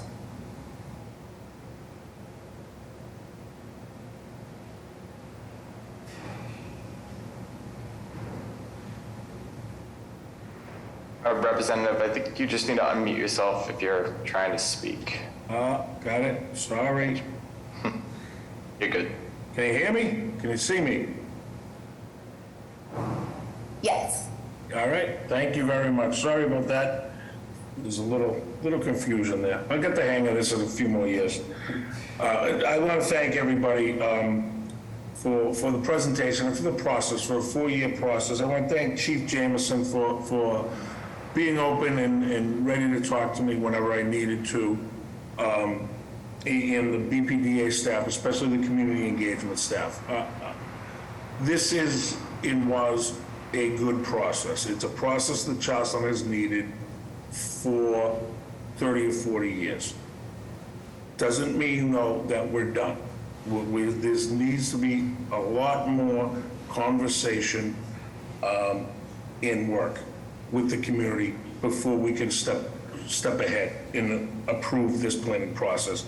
I have sent letters. I sent the letter yesterday opposed to this plan, but I'm opposed not to the plan itself, not to the work done. I'm opposed to the timing and the trust. This, we've all heard the stories of the 60s and the 70s and how much Charlestown doesn't trust the BRA. But I also lived through that, through the 70s and through the 80s, not so much the 60s, the tail end. I've also seen the good that the BRA has done. I grew up with the Orange Line, a hockey stick away from my bedroom window till I was 8 years old. I also grew up in a string of 5 brick houses, which I guess now we call the brownstones. They were brick houses when I was a kid, where 3 of them were boarded up. We used to play in abandoned buildings and step on nails. I've had more tetanus shots than the entire population of some third world countries. That's what Charlestown became when the government and real estate and investors stopped caring about us. Okay? Then all of a sudden, through government investment, through the BPDA, through urban renewal, through all the good things that government can do, Charlestown was revitalized. There's pictures of me and my sister in our Easter outfits with Mishawam behind us being built. It hadn't yet been built. That's the vision that sometimes gets lost when people bash the BPDA and they bash the BRA. That's what government can do. That's the vision we need here, okay, to take the next step. And we're at a crossroads, and we're at a point where we're fighting over this stuff, not because we don't want development. I'm okay with development, okay? Not that we don't want the government telling us what to do, but the tables have turned. When the BPDA and the BRA were coming into Charlestown, it was to make people invest here. People forgot about us. They didn't care. People were moving out. The government made people invest here. It worked. It worked. Now the people who invest here want profit. This is a different process than the process we did 50 years ago.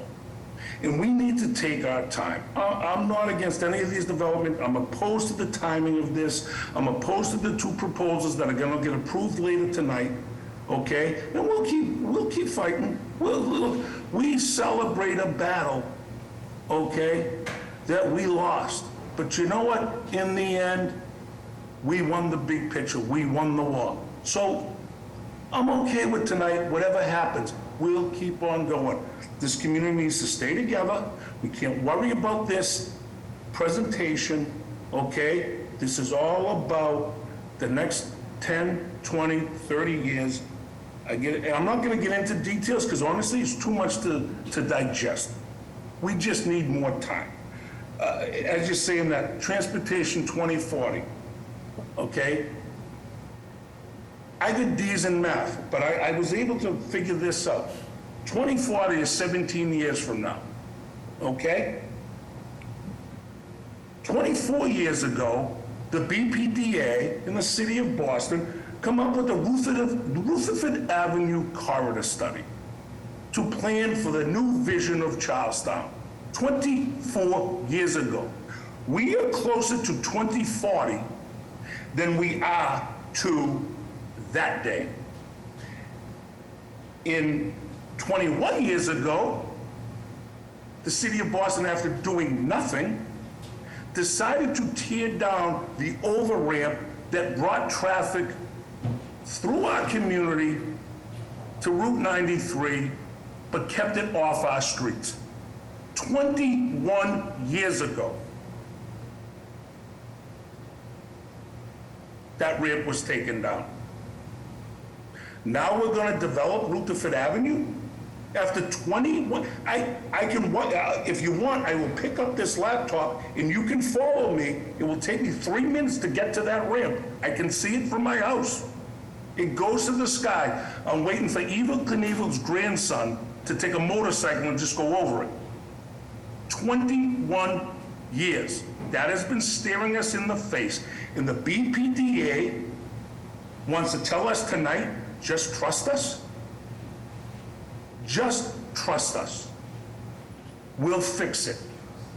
I'm sorry, I'm not there yet.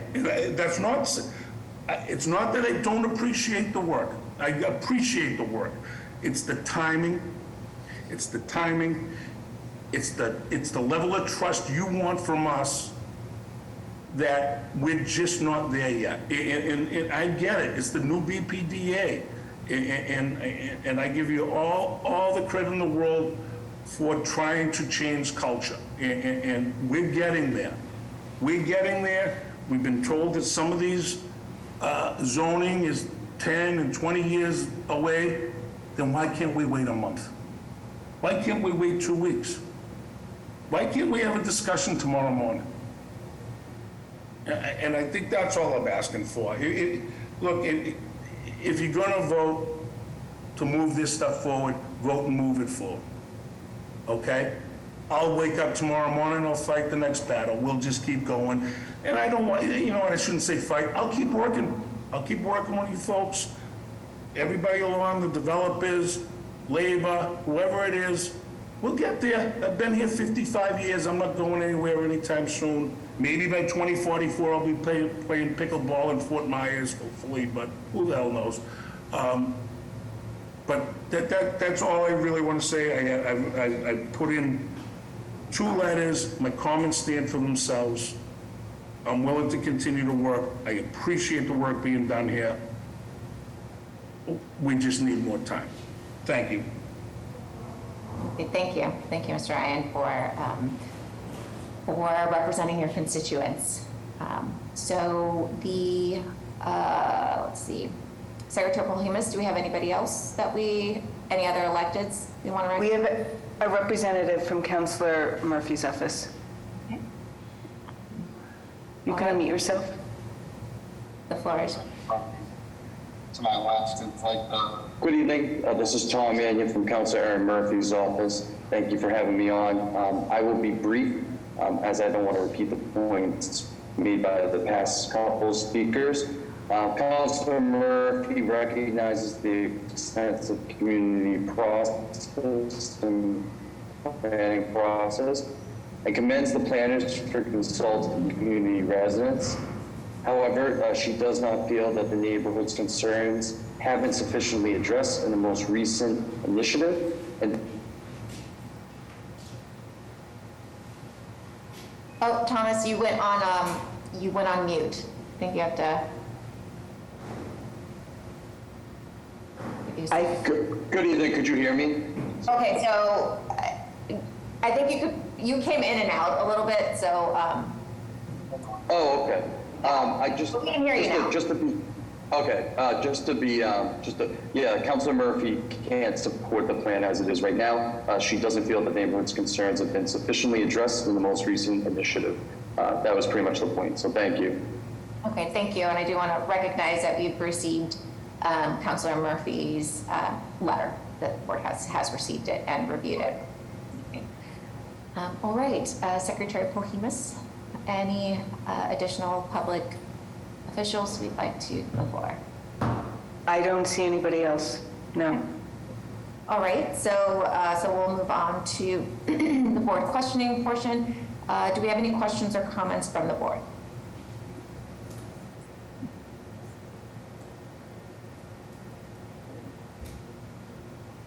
Okay, I do have so let's start with, wanted to double click on the implementation plan, and you know, I recognize there's that column that has you know, multiple agencies or departments listed as implementation entity.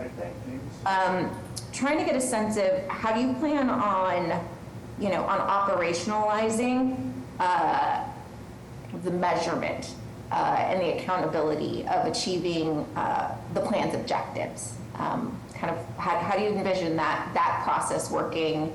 Because as yes, it's a plan, but it's still, you know, we want it to be living in a sense that we're using it, we're doing that refinement, which you explain on how it's been refined to date. Yeah. I can take that.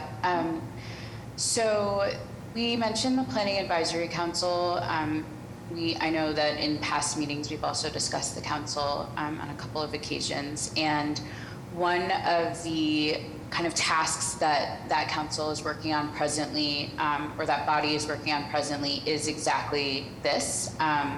Catherine Lusk, who is the director of the Planning Advisory Council, has embarked on a process to really kind of work with the city's finance office, both to better understand the capital planning process as it is and to help to provide some inputs that create more direct pipeline between our plans and or the recommendations in our plans and the capital planning process. That's something that is has been a work in progress since the council was initiated in July. It's something that we're going to continue to work on so that as we approach the capital planning process for the next year, we're really able to clearly articulate how the inputs into the capital planning process are related to the recommendations that have come out of the plans that we have adopted over the course of the year itself. One of the things that she's been looking really closely at is where we have funding allocated for projects that are not geographic in nature, how we begin to refine those recommendations on the department level basis to make them geographic in nature. So for example, where we have dollars allocated for tree canopy installation, if we have in the course of a planning process identified the need for additional tree canopy due to urban heat island effects, that we are more specific in our recommendations in relationship to where we should allocate those dollars over the course of the next year. So I would say that's a big part of how we create that pipeline and that direct connection. I think again, in the case of this particular plan, given that the Community Impact Fund is another source that exists, and that is a dedicated fund for the neighborhood. That is another kind of process that the CFO's office is managing, and one where they're really eager to begin to take the recommendations that have come out of this plan and connect them to that fund on the basis of potential uses that are eligible. And we have in the kind of finalization of the plan itself, worked directly with that office, both to be able to speak to what the fund is correctly in the plan and to begin to vet some of the recommendations that are in our implementation table with how they might be able to be accessed through the fund to ensure that we're really moving in the same direction and that there's clear understanding about how those things translate from paper into action. Okay, thank you. Additional questions or comments from the board? Yes, I've got one, and this might be for Jim. With this very significant growth over the next 20, 30 years, I know transportation is heavily reliant on the MBTA, which of course is a struggle over the last couple of years. Jim, how can we be assured the Orange Line, instead of running every 12 minutes, we can move that to 10 minutes or 7 minutes? Are you comfortable with over the next 10, 15, 20 years that we can see the T step up and do the job and move the people in and out of that area? Thank you. Very good questions and timely, considering the delays of the Orange Line transformation. But I hope, as I highlighted, that project is fully funded. The procurement of all the new Orange Line vehicles, while unfortunately delayed, do allow for that level of frequency, like I said, 6-minute and even 4.5-minute frequencies in the peak. I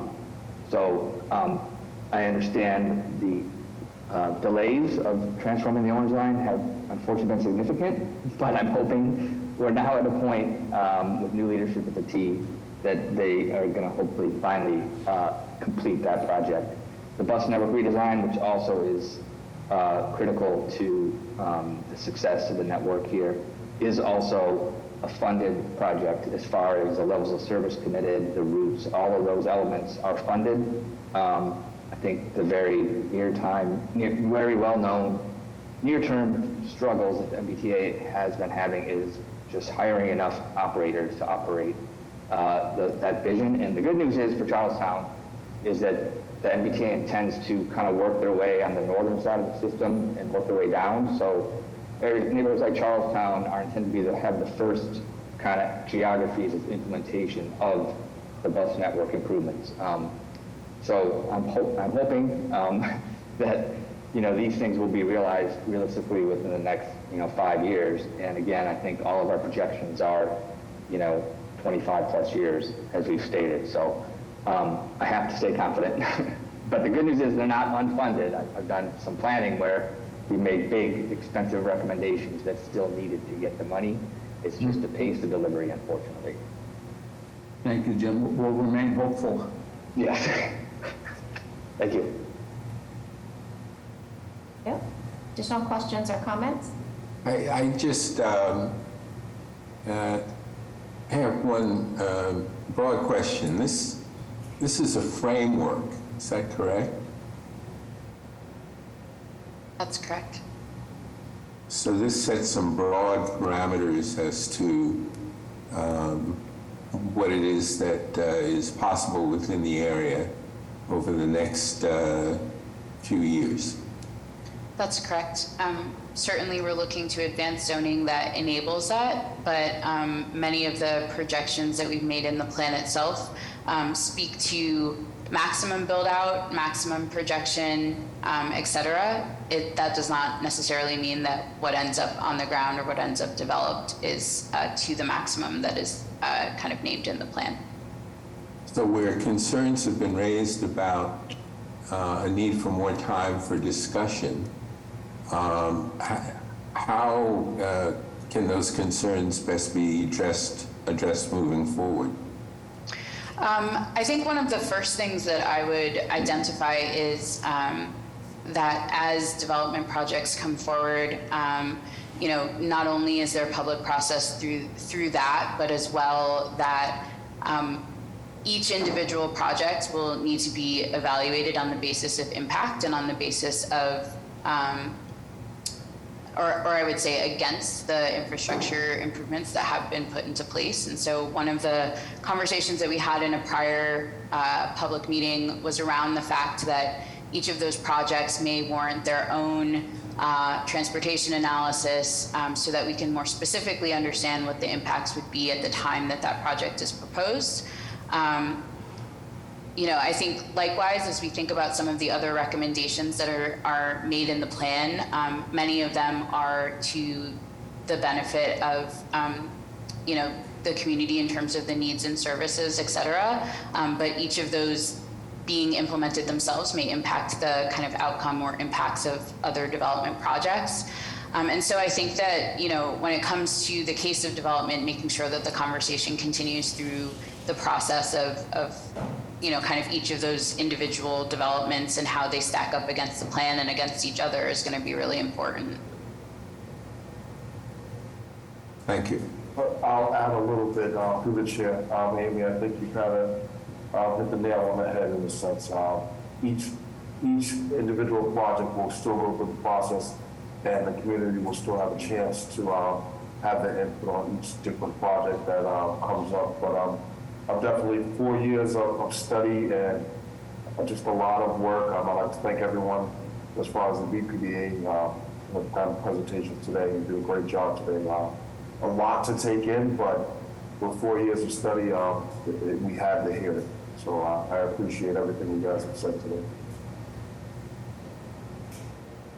If I could just add in that next step in the process, if we're afforded the opportunity to take this forward, is the zoning commission, which would be a public hearing and an opportunity for public testimony. So I just thought that was important to emphasize about residents asking for opportunities for more time and to continue the discussion. There most certainly would be opportunity for that.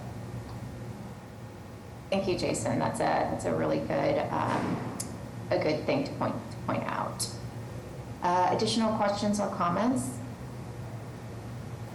Okay, I do want to thank everyone who has attended, all of the individuals and groups that have submitted comment letters. We have received them, we have read them, and are taking them into consideration.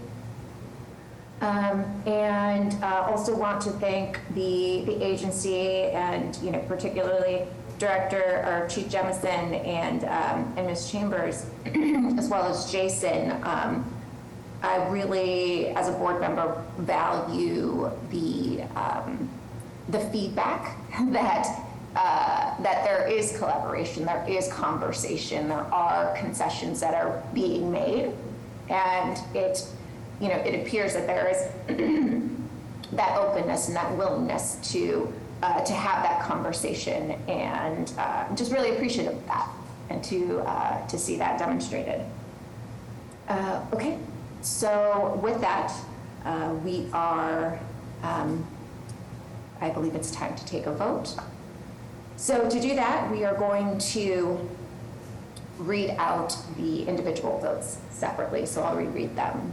So this is concerning agenda item number 2, request authorization of the planned Charlestown Neighborhood Plan, which will guide the Boston Redevelopment Authority doing business as the Boston Planning and Development Agency and the community on future development, public realm, climate resilience, historic preservation, arts and culture, transportation, and neighborhood service improvements within the planned Charlestown study area through recommendations for zoning amendments, urban design guidelines, climate resilience, historic preservation, transportation improvements, and resource allocation.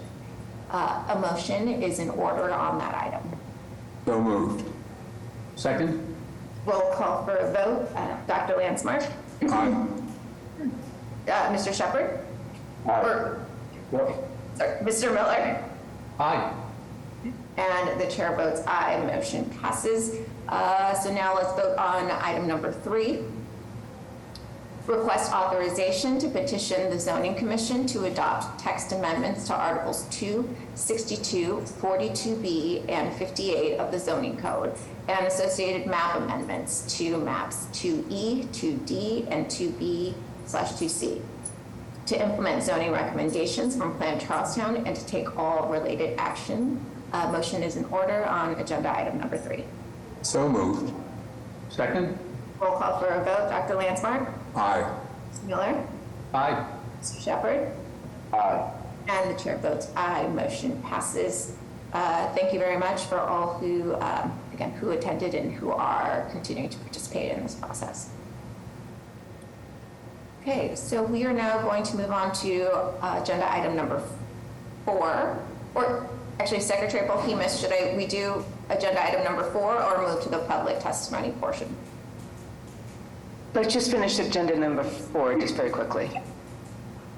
Agenda item number 4, request authorization to petition the Zoning Commission to amend Articles 2, 8, 87A, 90, and Articles 38 through 73 of the Zoning Code to align Boston childcare land use regulations with Massachusetts state terms and definition, and make childcare an allowable use in all Boston neighborhood districts.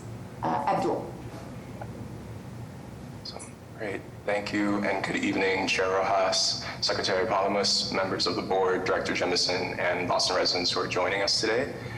My name is Abdul Razak Zachariah, and I'm a Planner 1 on the zoning reform team of the BPDA's planning department.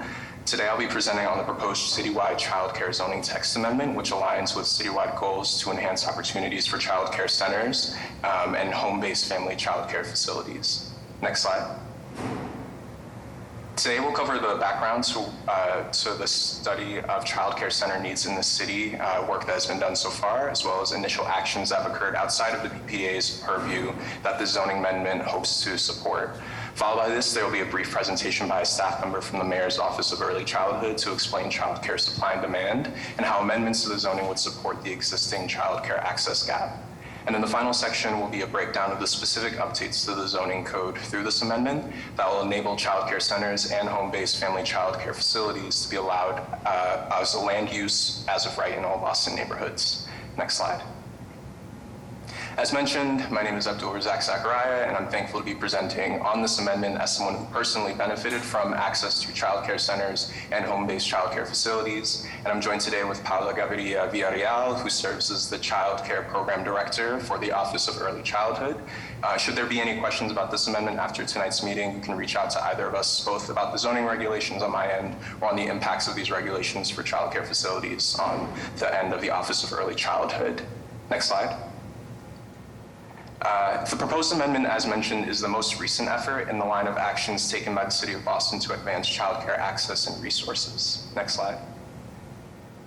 First of them is, since 2019, the Boston Opportunity Agenda, which is a public-private partnership initiative centered on changing education in Boston, has conducted detailed research on the demand and supply of childcare across the city, and have helped push forward conversations on the urgent need for Boston's children with their annual report on the state of early childhood and early care. The work of the Boston Opportunity Agenda and the concerns expressed by many families and providers in the city has paired with Mayor Michelle Wu's efforts to better support the development and longevity of childcare facilities. One major effort that Mayor Wu has taken in her executive order from July of 2022 was to strengthen the inclusion of daycare facilities regulation that is in place for downtown districts in Boston. That specific regulation already requires large development projects to create childcare facilities in their development sites or off-site, but Mayor Wu's executive order deepened the impact of the regulation by giving developers the option to provide money equivalent to the cost of that project or of the childcare facility for that project to create an on-site childcare center to a fund that is managed by the Mayor's Office of Early Childhood that can go forth supporting childcare program development and training in all parts of the city, not just in downtown. And to that end, Mayor Wu's formation of the Mayor's Office of Early Childhood in 2022 has helped to boost and protect childcare services for families, as well as support current and future childcare providers in doing their work throughout the city. It's the Office of Early Childhood that has been a very consistent partner in the creation of this zoning amendment, and I'm grateful to be able to pass the mic to Paula Gaviria Villarreal from the Office of Early Childhood to give us some more background on the need of childcare in our city and how the proposed changes to the code will support that need. Next slide. Thank you very much, Abdul. Next slide, please. So quickly, this is our team: Kristen McSwain, Director and Senior Advisor; myself, Childcare Program Director; Farah El Hadidi, who is our Operations Manager; and Penina Delanois Sefir, Childcare Housing Manager. Next slide, please. So as Abdul mentioned, we collaborated in a report with the Boston Opportunity Agenda, and we found that in 2020, Boston had approximately 40,000 children between the ages 0 and 5. Out of this population, 53% of them are between the ages 0 and 2, but only 21% of the seats, formal licensed childcare seats available, are for infants and toddlers. Overall, we have 747 childcare providers in the city of Boston with an estimated 24,000 formal seats for children ages 0 to 5. Next slide, please. So what happens when you have more children than seats available for children? We have what we call an access gap. And in this map, you can see the access gap is not the same in all of our neighborhoods. Those that are highlighted in green have more seats than children, while those that tend to go to the red have more children than seats available for these children. So overall, Boston has an access gap of 39% for children ages 0 to 5. This access gap is driven by the lack of seats for infant and toddlers. This is the children ages 0 to 2. Their access gap is of 76%. For preschoolers, which are 3 to 5, there's actually more seats than children, but this surplus, as we call it, masks the access gap in 8 of our neighborhoods, where there's not enough children for not enough seats for children ages 3 to 5. Next slide, please. So what does this mean for our infant and toddler population? That only 1 out of 4 infant and toddlers would find a seat in a formal childcare setting if they looked for one. Next slide, please. This proposal to the zoning code would have no impact on regulations and policies to ensure the safety and quality in childcare centers and home-based providers. So the Massachusetts Department of Early Education and Care, EEC, has developed specific policies and regulations that ensure the safety and quality in both center-based and home-based or family child care centers, and these will not be impacted. These will stay in place. Next slide, please. So impacts of the proposed changes would be, next slide, please, On families, we would see increased accessibility and quality if we have more child care centers that are licensed by EEC. This ensures that we have more quality care. It would be a decrease of commute time because caretakers could find childcare close to home or work, depending on their preference. It would increase the labor force participation, specifically for moms, women that are willing to return to the workforce, and it would decrease childcare costs. On the providers and the developers, we would see increased affordable space for childcare. We would see decreased unregulated childcare, but by making it more easy for childcare providers, specifically home-based, to get licensed. Increased economic opportunity, opening a licensed childcare in neighborhoods that have larger access gap could attract investment from both developers and people interested in opening a home-based childcare. And it would be a decreased burden. It would decrease the burden on providers and developers in finding locations that are appropriate for childcare throughout the city. Next slide, please. Oh, that's it for me. So I'll turn it back to Abdul. Great. Thank you, Paola. Thank you so much for giving us that background and for speaking on the impacts that would come with these updates to the zoning code. I'd like to now provide some more context for the specific actions that we're taking to make sure that these changes that Paola mentioned are possible through these this specific zoning amendment. Next slide. As you all saw in Paola's presentation, most of Boston's neighborhoods are experiencing a childcare access gap. That data is represented in the map that's available on the right. Through analysis of the Boston zoning code, the BPDA identified areas in each of Boston's zoning subdistricts that allow for daycare centers, either allowing for them, requiring conditional use permits for those centers, or forbidding those centers altogether as a land use. As you can see in the map on your left, many of the neighborhood districts that face these childcare access gaps align with the areas that forbid or require conditional permits for the creation and operation of daycare centers. These limitations extend to the creation of home-based daycare facilities as well, and highlight a major role that our existing zoning regulations play in reducing opportunities to develop childcare facilities to close this access gap. Next slide. So what we've been waiting for, what are the actual changes being made in the childcare zoning text amendment? Next slide. We have 4 key changes in this text amendment that will support citywide childcare. The first is changing the term daycare to childcare within the zoning code. Next is making sure childcare is allowed in every neighborhood, allowing childcare uses beyond the ground floor, and lastly, removing parking minimum requirements. Next slide. First off, the change from daycare to childcare. As you may have noticed when I presented those maps, the zoning code uses the words daycare centers and accessory family daycare homes, but these words don't match how the Massachusetts Department of Early Education and Care, or EEC, refers to childcare facilities. Instead, EEC uses the words child care centers and accessory family child care homes and have definitions associated with them that should be updated within the zoning code. Next slide. This text amendment will thus update these words and update their definitions in Article 2 of the zoning code to better align with EEC's definitions and identify EEC as the appropriate state agency for childcare. As you can see on the right, this requires deleting the old definitions and terms and replacing them in Article 2 of the zoning code with these new definitions. Next slide.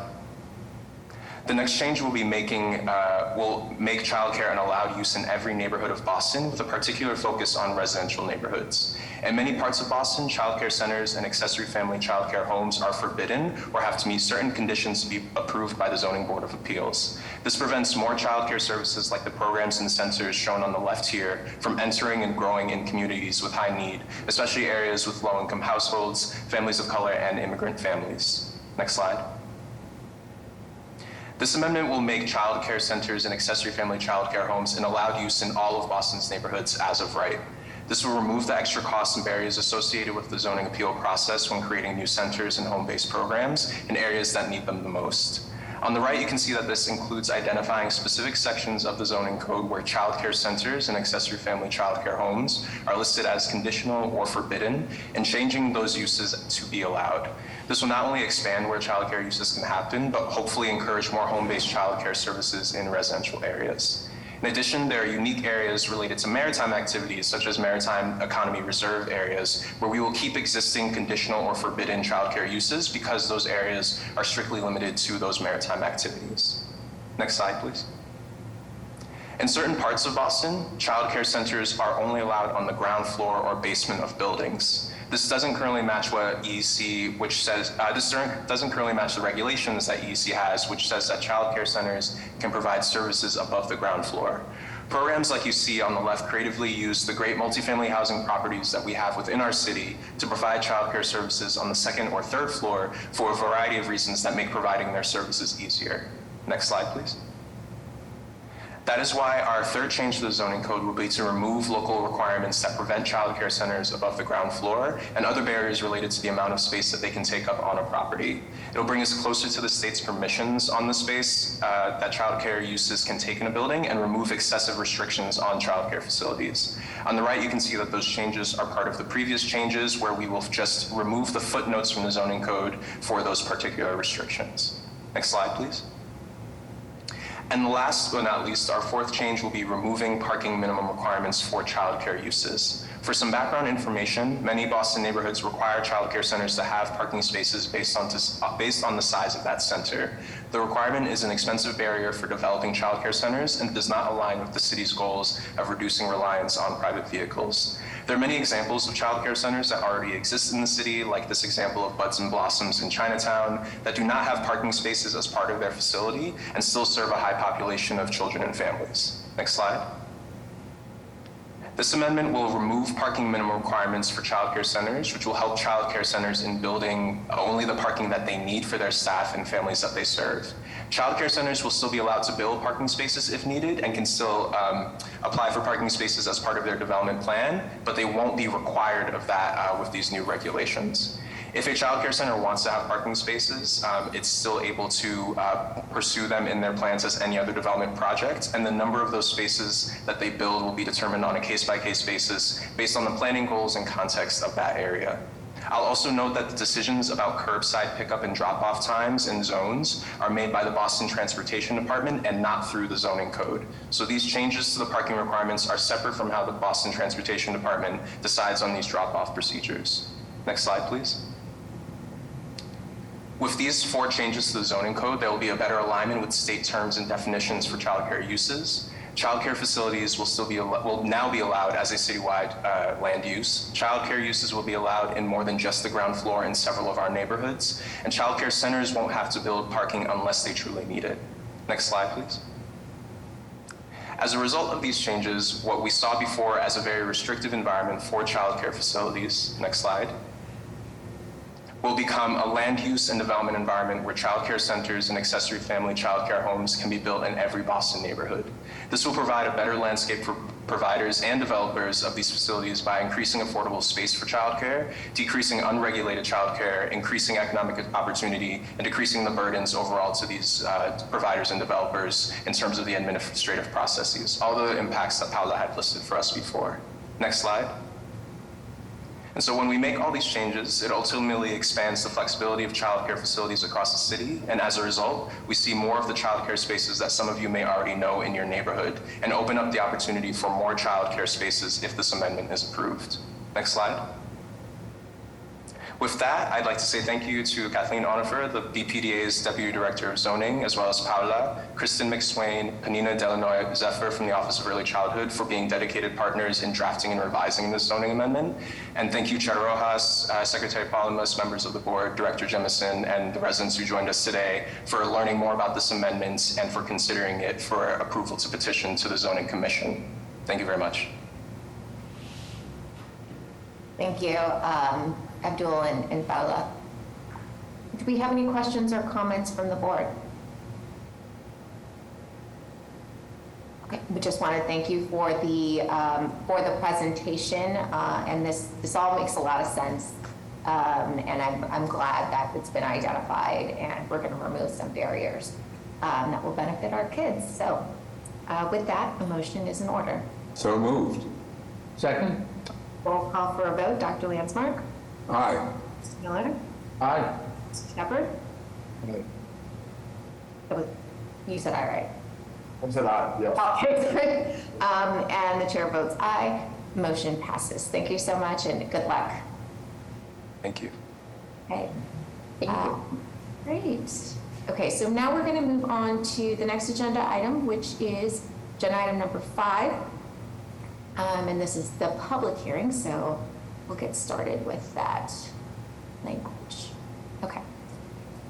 So this is a public hearing before the Boston Redevelopment Authority, doing business as the Boston Planning and Development Agency, being held in conformance with Article 80C-5 of the Boston Zoning Code, to consider the proposed development plan for planned development area number 143, 1 Mystic Avenue in Charlestown.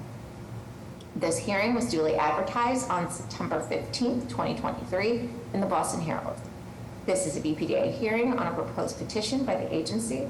Staff members will first present their case and are subject to questioning by members of the agency. Thereafter, anyone who wishes to testify about the proposed project will be afforded an opportunity. We are taking both support and opposition at the same time. If you are planning to testify, please take time now to verify that your computer microphone is active. You'll click on the hand icon on your Zoom control panel, and this will signal to the staff that you would like to speak. When your hand is raised, it will blue. If you're calling into the meeting and would like to testify, please dial *9 to raise your hand. When I call for all testimony, staff will announce your name and allow you to talk. You must unmute your microphone and your webcam will not be active. In an effort to accommodate all who would like to speak about this proposal, each person will be given up to 2 minutes to comment. BPDA staff will indicate when 30 seconds remain, and at that time, we ask that you please conclude your remarks so that the hearing may continue and others may be heard. Finally, the proponents are allowed a period of 5 to 10 minutes of rebuttal if they so desire. And now, Sarah will begin the presentation. Great. Thank you and good evening, Madam Chair, members of the board, Director Jemison, and Secretary Paulimas. My name is Sarah Black, and I'm a Senior Project Manager in the Development Review Department. We are here before you this evening to discuss the proposed development plan for planned development area number 143, 1 Mystic Avenue, and the 1 Mystic Avenue project. The 1 Mystic Avenue PDA development plan is located on a 1.4-acre site at 1 Mystic Avenue in the Charlestown neighborhood of Boston. The development plan envisions a mixed-use project comprised of 1 building and up to 360,534 square feet of gross floor area, including approximately 503 residential apartments, approximately 8,900 square feet of ground floor lobby, retail, restaurant, and service space, and up to 111 off-street parking spaces. 100 of the 503 proposed units, 20% of the total, will be provided as affordable units. 81 of those units will be IDP units ranging from 70% to 100% AMI, and 19 units will be project-based housing choice vouchers available to veterans under the Veterans Affairs Supportive Housing Program. The development team filed their project notification form on January 29th, 2021, followed by a draft project impact report on November 12th, 2021, and a supplemental information filing on February 27th, 2023. The development team then filed a draft planned development area development plan on April 3rd, 2023. The BPDA hosted 4 public meetings, 3 IAG meetings, and 1 joint IAG and public meeting between May 2021 and August 2023 to review the project and the PDA development plan. These meetings were advertised in the local newspapers, posted to the BPDA's calendar, and email notification was sent to all subscribers of the BPDA's Charlestown neighborhood updates. The proposed project received approval from the Boston Civic Design Commission on August 1st, 2023.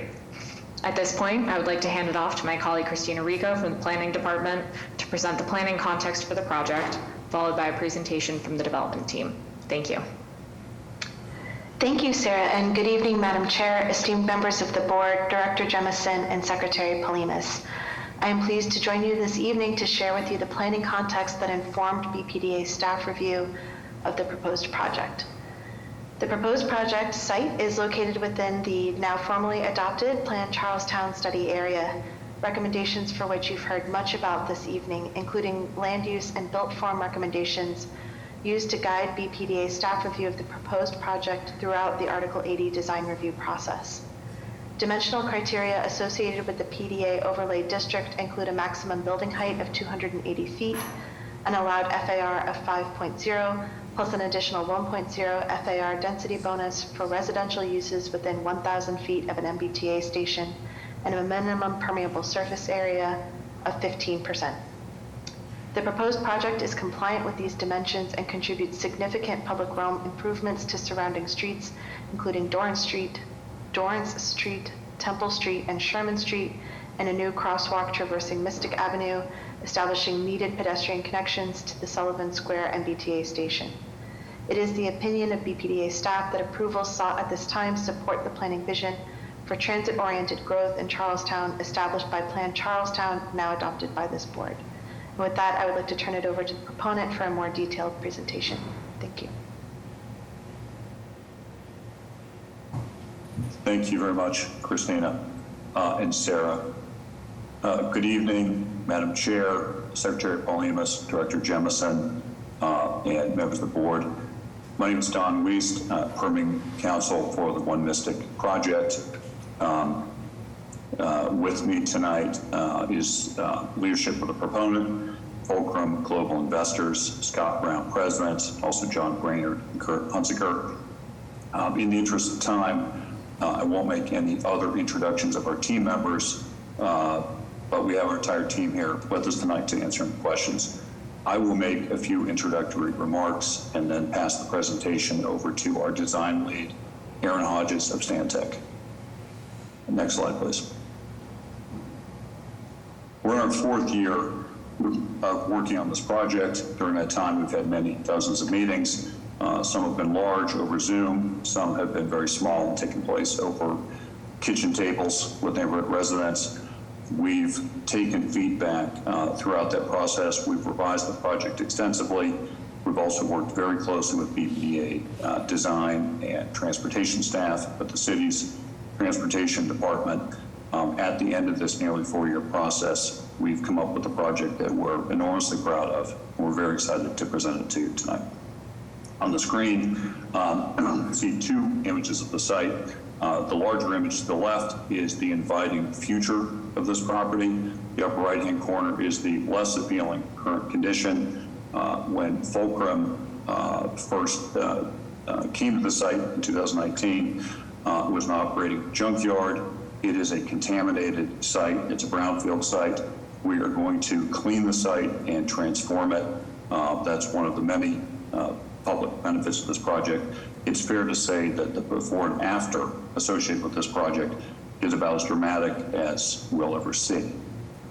Next slide, please. Fulcrum was founded to tackle Boston's housing crisis. And when the Fulcrum team first walked the Flint junkyard site, they thought that maybe they found what they were looking for, which is a transformative site with real potential to make a difference in Boston's housing picture. We look at this image of the site in its context from above. You can see why they had that reaction. The most important factor, of course, is the Sullivan Square T-stop. Our site is outlined in red. Just below it is the T. It's a few minutes walk. What's remarkable about the Sullivan Square station is it's multimodal, train and bus, subway and bus.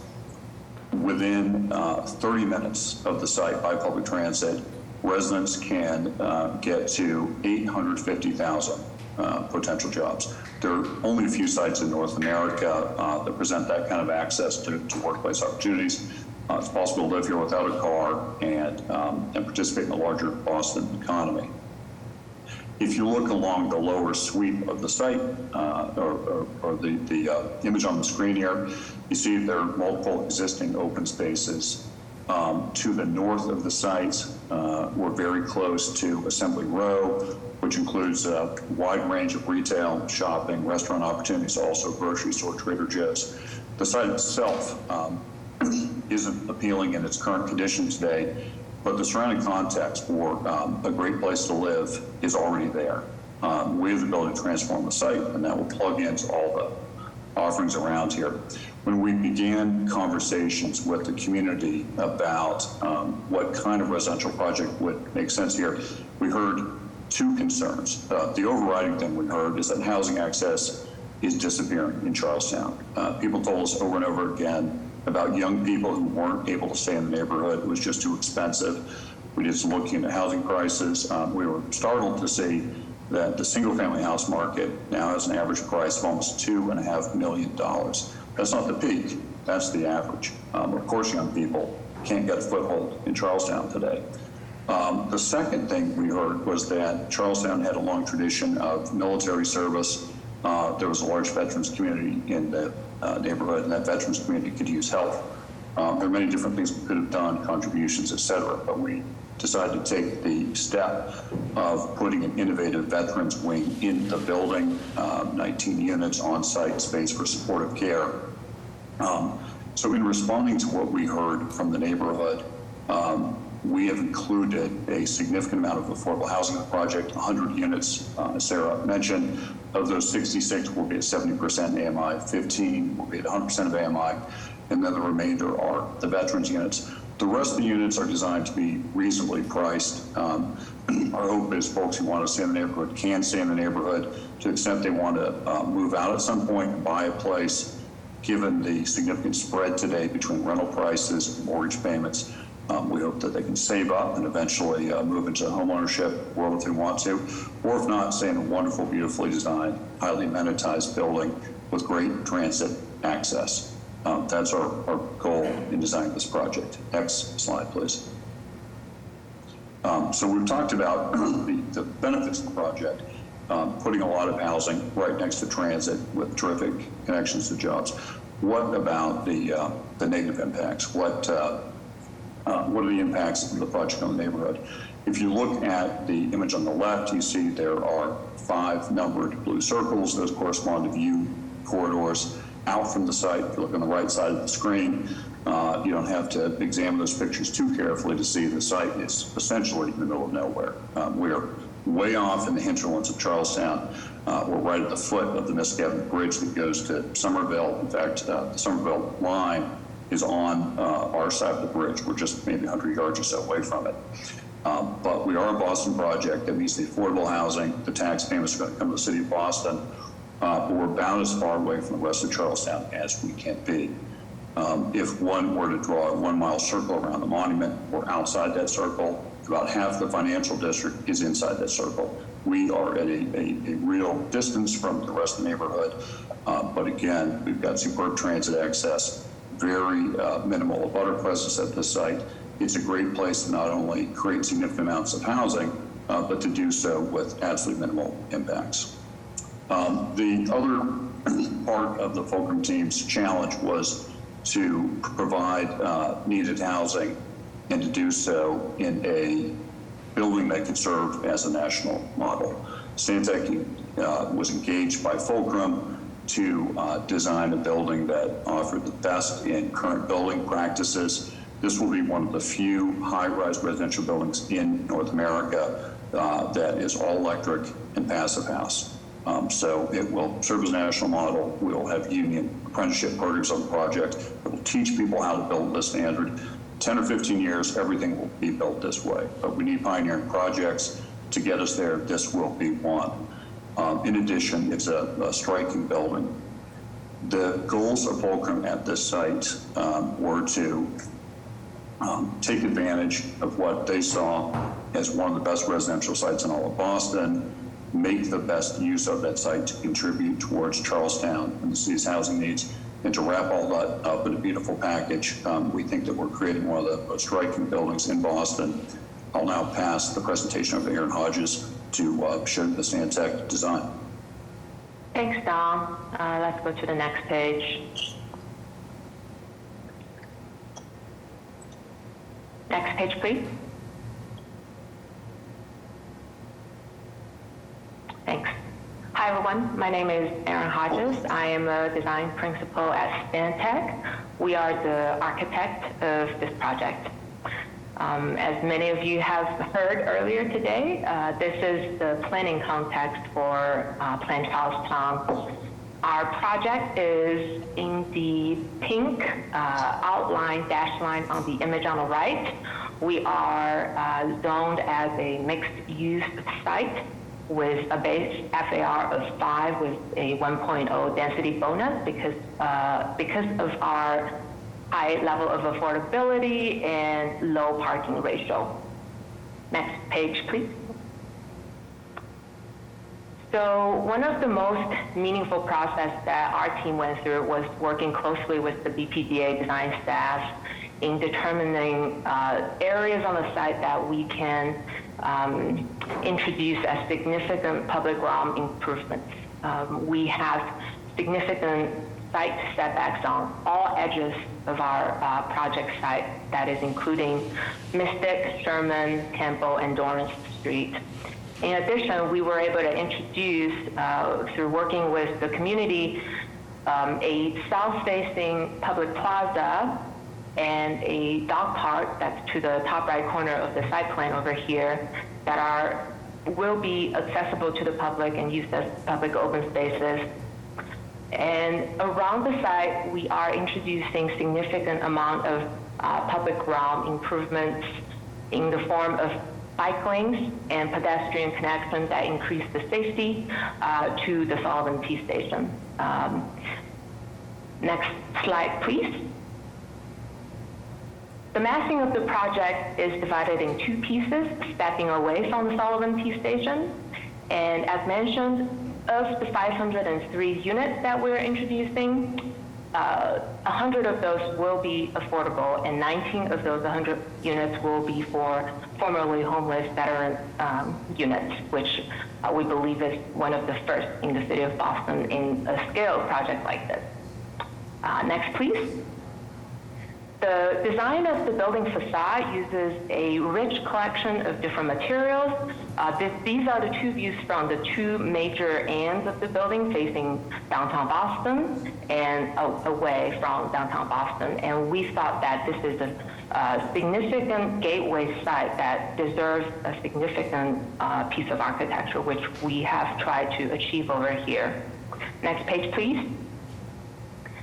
This is a view looking towards the west with Encore Casino on the left. The verticality of the facade design is consistent around the entire facade over here. Next page. The ground plane of this project is to introduce a full array of tree canopies and permeable surfaces to mitigate public urban heat island effect, and we believe this is a wonderful project that will be the welcome point for all the residents in the Charlestown neighborhood and beyond. And last but not least, next page, we are, one more page please. We are going to be a net zero carbon project, which is going to be one of the largest of its kind in the nation, and that means we are going to be all electric and with passive house design with all these features that is on the screen over here. And we're excited to introduce to you this project, and we think it's going to be transformative to the neighborhood and to the city. Thank you. Okay, thank you very much. All right, so as this is a public hearing, we will hold on board questions and comments and go over to anyone who would like to testify. Secretary Polhemus? Sure. I'm going to start with Councilor Murphy. Just a reminder that testimony is limited to 2 minutes. Councilor Murphy, go ahead. Laura, thank you. Hi, everyone. I did want to go on record. I know someone from my staff was here earlier. We were in our Mass and Cass ordinance meeting for 6 hours today, so I'm sorry I'm late hopping on. But I did want to, for the record, state that I know that the Roland Street, but this project we're talking about now, One Mystic, have been in the pipeline for years now. And I did want to go on record in support. There have been just a little confusion earlier because I think Tommy cut out, so I did want to make that clear. But as the chair of Veteran Services, I applaud the VASH, the Veteran Affairs Supportive Housing Program, that this project is going to have, even with the reduced height that the developers have, took the height down but did not take away veteran housing is very important to me. So as we know, we're in a housing crisis, and we know that our veterans suffer from homelessness at such a higher rate. So to me, this is just a wonderful opportunity to house our veterans, and just wanted to make sure I clarified if there was any confusion earlier where I stood on this. So thank you to the board. Thank you, Councillor. Thank you. Minor Perez, you can unmute yourself. Thank you, Madam Secretary. Madam Chair, members of the board, Minor Perez representing the Carpenters Union. It is with great respect I'd like to go on record in strong support of this project. This particular parcel here used to be a junkyard, and no one is getting displaced, and we are in great need of these units of housing, and particularly taking care of our veterans. Madam Chair, members of the board, is with great respect we ask you to kindly consider a vote on the affirmative for this project. Thank you so much. Thank you. Andrew McDonough, you can unmute yourself. Hi, everyone. Andrew McDonough here. I'm a resident of Charlestown for the last 6 years. I just wanted to express my support for this project. Obviously, the city does have a housing crisis, and this does seem like a great way to get some new units there, and it seems unfortunate that it's taken so long to build sort of this one apartment building, and that part of the result of that has been to lose several hundred units. But I'm glad that this is going forward. Thank you. Thank you. Eileen Ong, you can unmute yourself. Hi, yes, I am also a resident of Charlestown, and I live here with my husband and my daughter, and I definitely oppose this project. I understand a lot of work has gone into this. However, the heights are just a starking contrast to what currently exists. I understand maybe we need additional housing. I support the veterans and those units available to them. But just looking at those views, I'm shocked that you would all think like that is totally okay to add to Charlestown. And I understand that the BPDA approved, or you all approved the Plan Charlestown plan, but that is just going to further give these developers more ammunition to really reach those heights, even though everyone said that we have the opportunity to, provide feedback. I really don't think this is the case, and I applaud the sustainability and everything, but, this is just going to be, a benchmark that other developers will be able to use, and the transportation issues alone will not be resolved. Yeah, I would just echo that and just add, this, you can't really just give a few handouts to things like veterans or, Hold on. housing and. Hold on, 1 second. I just need to call like a little bit of order here. So we had, was the first testimony? We're husband and wife, so I was just. Oh, okay, got it. So I just wanted to echo what my wife said and just say that, we're residents of Charlestown, and what's going on just feels generally really awful. And I don't think you can just cover it up by, throwing a few bones to some veterans or even affordable housing and ignore the fact that this is a land grab by developers to take advantage of Charlestown and to add way too many new residents to the community that cannot be supported. Sullivan Square, the traffic is just insane. And that's without any of these new developments. I don't know what this building started at, but it's way too high currently. And alongside all the other developments going on, including Charlestown 1, which I actually do support because I thought that was going to be kind of one, it's just completely unsustainable. So, kind of shame on you guys for allowing all this to happen, and I feel like it's exploiting the residents of Charlestown. Back to that point where you see the view, I don't think that it's going to be it's way too high. Entrance to Charlestown. Like, that is not an introduction to Charlestown. That does not reflect what Charlestown is. It's very greedy. It's very greedy by developers, and shame on the BPDA for continuing to kind of facilitate it and allow them to do this. So that's our 2 cents. Thank you. Thank you. Joanne Massaro, you can unmute yourself. Thank you very much. I oppose this project. I was a member of the IAG. I've been to every meeting going back to the scoping session. I had many, I'm not going to go through all of my objections to this because I have put them in writing numerous times. I've spoken up at meetings about them. What I do want to talk about is the PDA process. One of the things that we were told tonight about how the PDA process would get these significant and specific public benefits.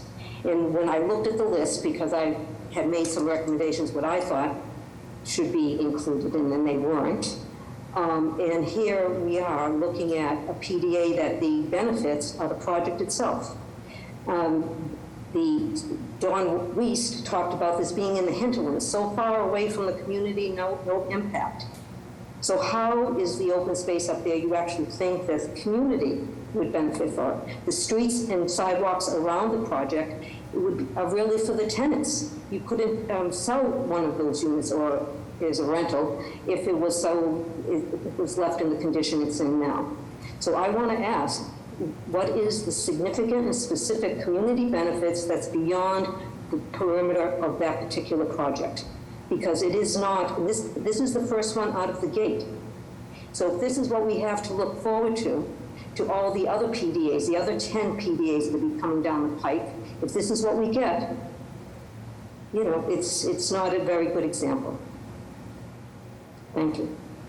Thank you, Jill. Can I just ask one other question? Is the funding in place for this project? Thank you. Okay, thank you. Yep. Richie Escobar, you can unmute yourself. Hi, good evening. I'm Richie Escobar. I am a Boston resident and also a member of Operating Engineers Local 4. I would like to first say thank you to everyone for the presentation, and I am here in support of this project, which I believe will be a great one, and especially for our homeless veterans. Thank you for your time. Thank you. Greg Poole, you can unmute yourself. Hello, Madam Chair, board members. Want to thank you for the time. With respect to my neighbors, I do hope this project moves forward. It's been going for a long time. I am still currently a Charlestown resident, going on 45 years, still looking for affordable housing. Neighbor just went up to $8,500 a month. So 60% of the units at 70 AMI is tremendous. With respects to the height, everyone, I get it. The commitments to the veterans, good paying union jobs with the commitment and responsible development. And it's on the edge of Somerville. I understand the traffic. I'd rather affordable housing than green space any day. I've always had neighbors right on top of me, so I can get used to that too. But with respect to everyone, I'd love to see this project go through, and I thank you for the time. Thank you. Sharon Downs, you can unmute yourself.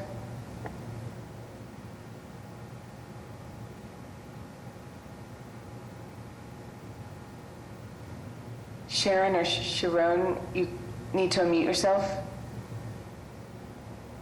Hi, can you hear me? Yes, I can hear you. Oh, good. Hi, my name is Sharon. I am a member of Local 537. I want to thank BPDA for having, this community meeting. I am in favor of the project. I think it's good for the community. It's good for work. And I appreciate you guys listening to the community. Thank you. Thank you. Leonard Sorrell, you can unmute yourself.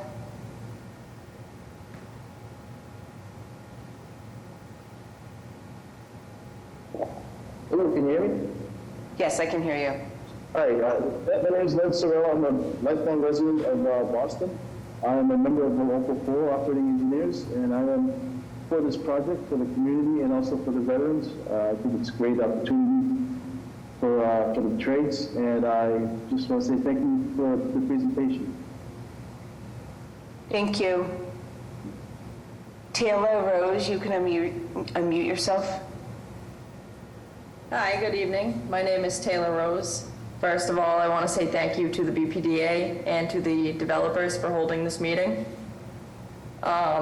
I want to say I fully support this project. I think it's a great project, and I can't wait to see the final product of it. Thank you, and have a good night. Thank you. Ryan Mancini, you can unmute yourself. Hello. Good evening, everybody. I'd like to say thank you to the BPDA for hosting these vital meetings for everybody to get to say something about what they think and how they feel about the project. I think it's an excellent project for the community. It's great for the veterans, and it's good for the local trades. I'm a proud member of Local 4, the Operating Engineers, and I'm glad to be a part of something like this. Thank you guys very much. Thank you. Tavio Nares, you can unmute yourself. Good evening and thank you. My name is Octavio. I'm from the Painters and the Allied Trades Union, DC 35, Local 939.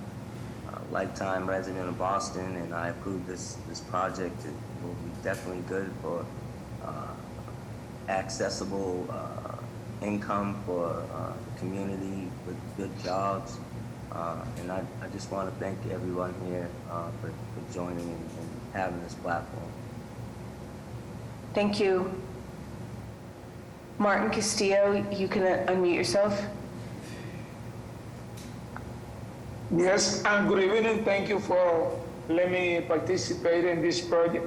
I'm a Boston resident all my life for over 37 years, and I totally approve this project because it's going to generate a lot of good wages, take care of our veterans because they always fight for us and keep our country safe, plus low-income people, and that's going to make a lot of those places useless, and that's going to bring new life to the city. Thank you, and have a good evening, everyone. Thank you. Nancy Johnson, you can unmute yourself. Hello, my name is Nancy Johnson. I'm a resident of Charlestown for over 20 years. I was a member of the Plan Charlestown Advisory Group, and I have concurrently, along with that planning process, sat in on every one of the projects that have gone through the Article 80 pipeline. I've spent a lot of time trying to talk to the BPDA about reconciling the two processes together. I'm not satisfied that they have done that. I object not only to the approval of the plan earlier tonight, because there were very significant changes in which they tried to railroad through by getting it approved prior to Labor Day, and only because the community rose up did they give us additional time. So I object to sort of the presentation that was made to the board as if they had gone through multiple rounds with us on a willing basis. They did not. I also object to this project, and in fact, most of the planned development area projects that have recently gone through, because they do not offer significant community benefits. While I appreciate the union members want good jobs and training, they're going to get that regardless because Charlestown will be developed. But there's no reason to develop Charlestown at this level. There's also no reason to consider that this is giving significant community benefits when most of the redesign around it is really to benefit the developer and the development and their future tenants. They cannot charge the rent rates that they want if they don't landscape and make their building accessible. Secondly, one of the community benefits that was supposedly being provided was an affordable space for a Charlestown entrepreneur, someone who lived in Charlestown, and they want to phase out that rent supplement over time. And that does not provide a continuing ongoing benefit to the community. It will benefit potentially one person over the lifetime of this project. And then my final point is they continually make assertions about making affordable housing available to Charlestown residents. There is no guarantee that any current Charlestown resident, their children, or anybody will get those units. So I just say that I think if we're looking at PDAs giving significant community benefits, this one is not doing it, and it does set an example. Thank you for your time. Thank you. Mark Russell, you can unmute yourself. Yes, my name is Mark. I'm sorry, my name is Mark Russell. I'm a 43-year-old lifelong resident of Charlestown, and I fully support this project.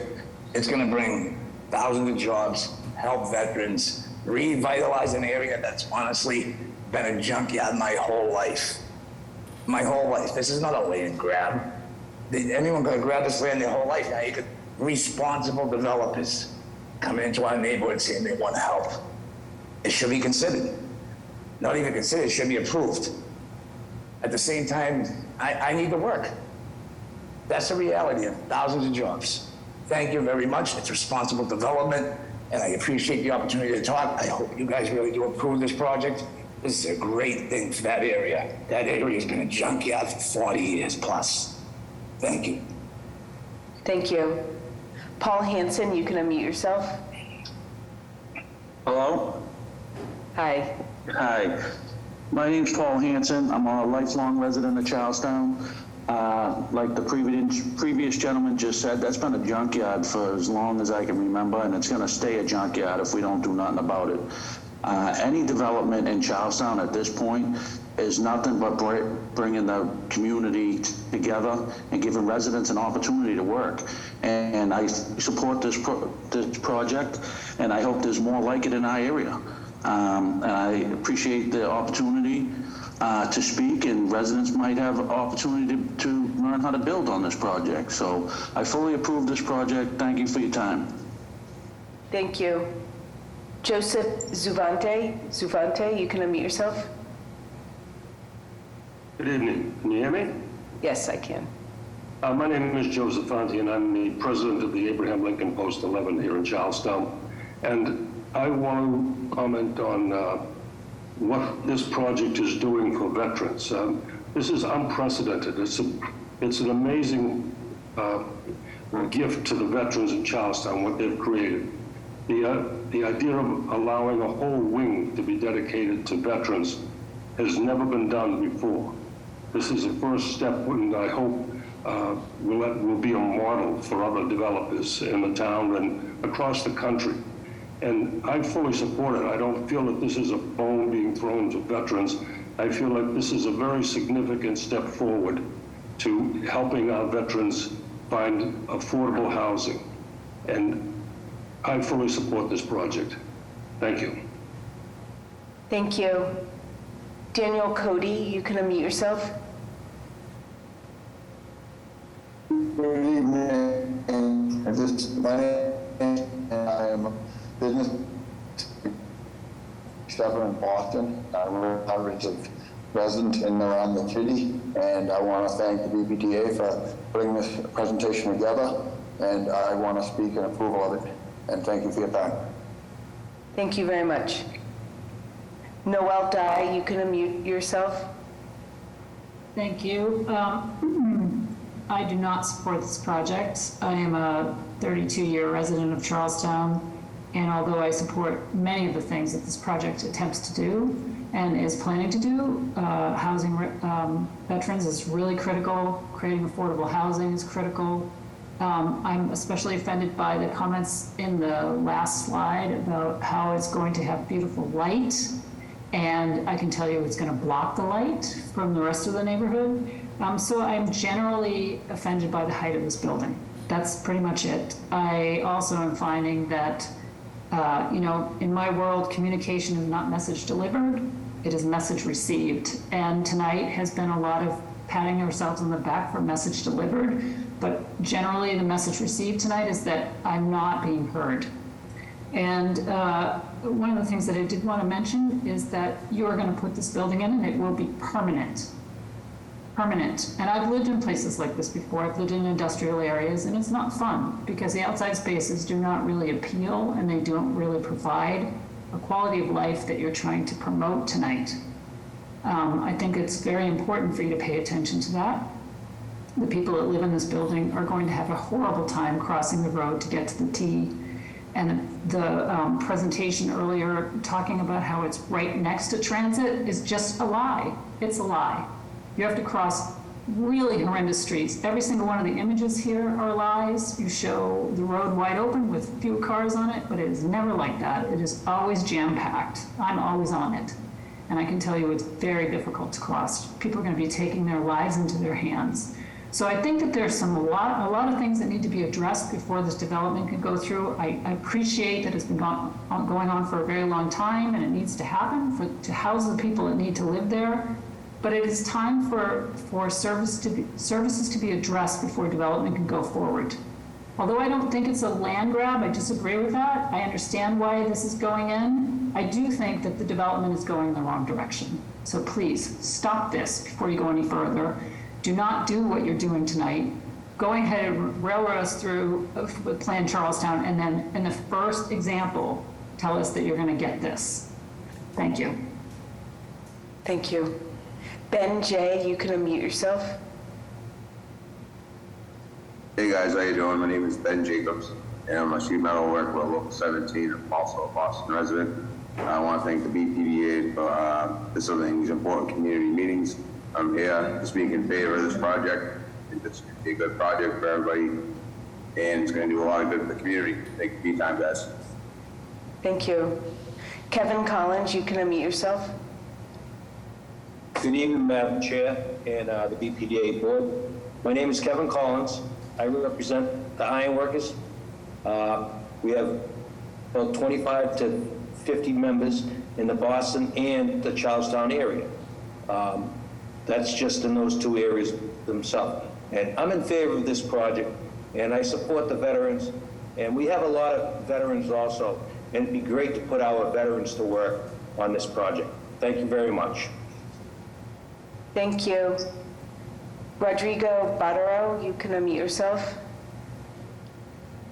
Good evening, everyone. Thanks to BPDA for hosting this meeting. I'm a business representative with DC 35, Painters and Allied Trades, and I support this project that can not only generate jobs for the our communities, but also careers that can better the youth and the communities, the lives of people living in Charleston and Boston. Thank you for all you're doing. Thank you. Eileen, I'm going to take you, but we only allow people to speak once. I'm only allowing you because you had your husband, so if we could make this brief. Sure, thank you. I appreciate the opportunity to speak again. I just want to, reiterate again what a lot of people that have opposed the plan have said. There are components to this project that, I believe everyone supports, including the veteran housing and the jobs. But again, the veteran housing is limited. It is a very small percentage of the overall building.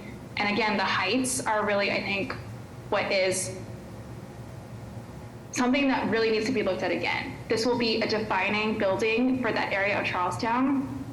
Agreed, it needs improvement. The safety, the streets, as it currently are not great, and I just do not see how this will get any better with this development.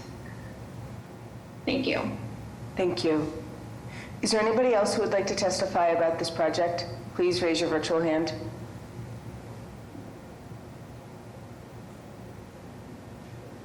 Mary Boucher, sorry, you can unmute yourself.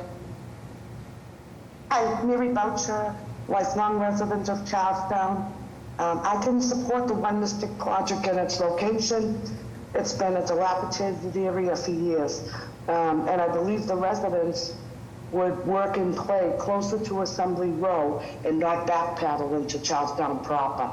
And I think it's great if you're going to provide supportive housing for formerly homeless veterans, then the city and the BPDA can keep St. Francis and Pua out of the helm, please.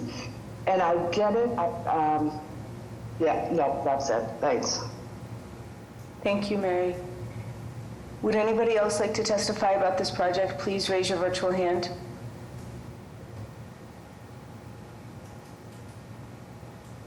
Joe Nardelli, you can unmute yourself.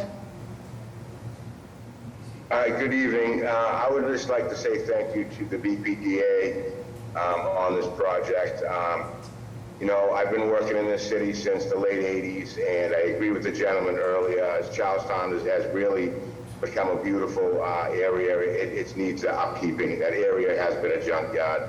I support the labor, the veterans. I think this is just only all positives.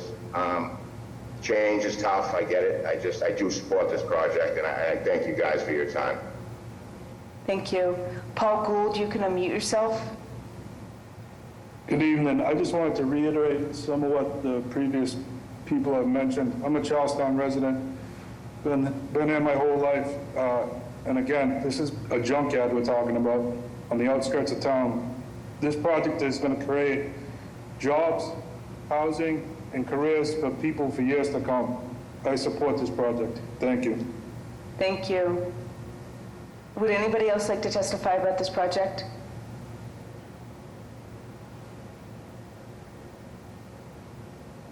Madam Chair, this concludes the public hearing portion of this meeting. Thank you, Secretary Polhumus, and thanks again to everyone who came in and testified. We appreciate your participation. So now we'll take questions and comments from the board. There were questions raised about the funding and any additional benefits that would accrue from this development. Perhaps the proponents could address those. Mr. Landsmark, what specifically could we address in more detail? There was a question as to whether the funding is in place for this, and what additional benefits might be available to folks in Charlestown. If you could elaborate on those. Yeah, those are great questions. The project presently has entitlement funding through one of the major real estate lenders in the region, that's Citizens Bank. We will be going back out into the capital markets for a construction loan, and obviously the market is not what it was a couple of years ago. Interest rates are higher, and it's a more complicated market these days. But the background of President Paul Scott Brown is he was the CEO of a major investment company for a decade, has terrific relationships with all institutional lenders across the country. We're confident we'll get the financing in place for this project. As far as there are some comments made about mitigation, also Mr. Landsmark, with your permission, I'll address a safety comment that was made. It is true there are a couple major roadways by the site, Misk Avenue, Math Way. Math is signalized today. We are adding signalization at Mystic. So it's about a 3 to 4 minute walk from the site. You cross Dorrance, which is a smaller, quieter street, walk down half a block, there'll be 2 signalized intersections there, crossing Mystic, then crossing Matha, then you'd be safely at Sultan Station. So we're making those improvements, signalizing Mystic, adding a much improved pedestrian connection there. But we've worked very closely with the transportation department to make sure this will be safe and also convenient, just making good connections all around the site. One of the comments was made about mitigation, how meaningful is some of the mitigation if there are bike lanes and such just around the site. The site's a little bit further away from the rest of the neighborhood. We view this as like the Harbor Walk. Any individual segment of the Harbor Walk doesn't do a whole lot. Once you get a number of segments strung together, you've got something really wonderful. You can walk up and down the harbor and take it in. We're starting off with the key segments of the bike lanes here. Other segments are going to be built after us, and soon it will be possible to go back and forth between Somerville, the center of Charlestown, and to downtown on bikes. We can't do all that infrastructure ourselves, but we're contributing a meaningful piece. On the subject of mitigation, our overall mitigation budget is almost $70 million. Half or more of that, depending on how we calculate the value of affordable housing, is the affordable contribution. But putting 100 non-market units in a high-rise building is an enormous undertaking financially. We're very pleased to do it. That's a significant contribution to the city, but the total combination of infrastructure improvements, affordable housing, going well above and beyond current building practices, et cetera, comes to almost $70 million in total. No project can address every single issue the city presents. Every project has to specialize. We've concentrated on affordable housing and improving the infrastructure in an area the city that needs that, and we hope to be a catalyst for good things to come after us. Thank you. This is obviously a very tough site in terms of pedestrian access and being able to get to the public transportation that's there. So I hope and expect that you will really make this a major priority as the development moves forward. Absolutely. Yep. And my question through the chair. So here are a lot of trades people on this call today. Donald, my question would be, if you can answer, who are you looking at, or who's done the pre-construction for you as far as the general contractor, and if all was to go well for you, so through the BPDA process, if it's on the process, when do you, what's your timetable for shovels in the ground? Yeah, so we've been working pre-construction with Suffolk and to design the building, given the scale of the building, given the fact that it's going to be all electric, passive house, it's a complex and pioneering building. We expect putting the drawings together is going to take the better part of a year, and we plan on going to the ground immediately after that. Thank you.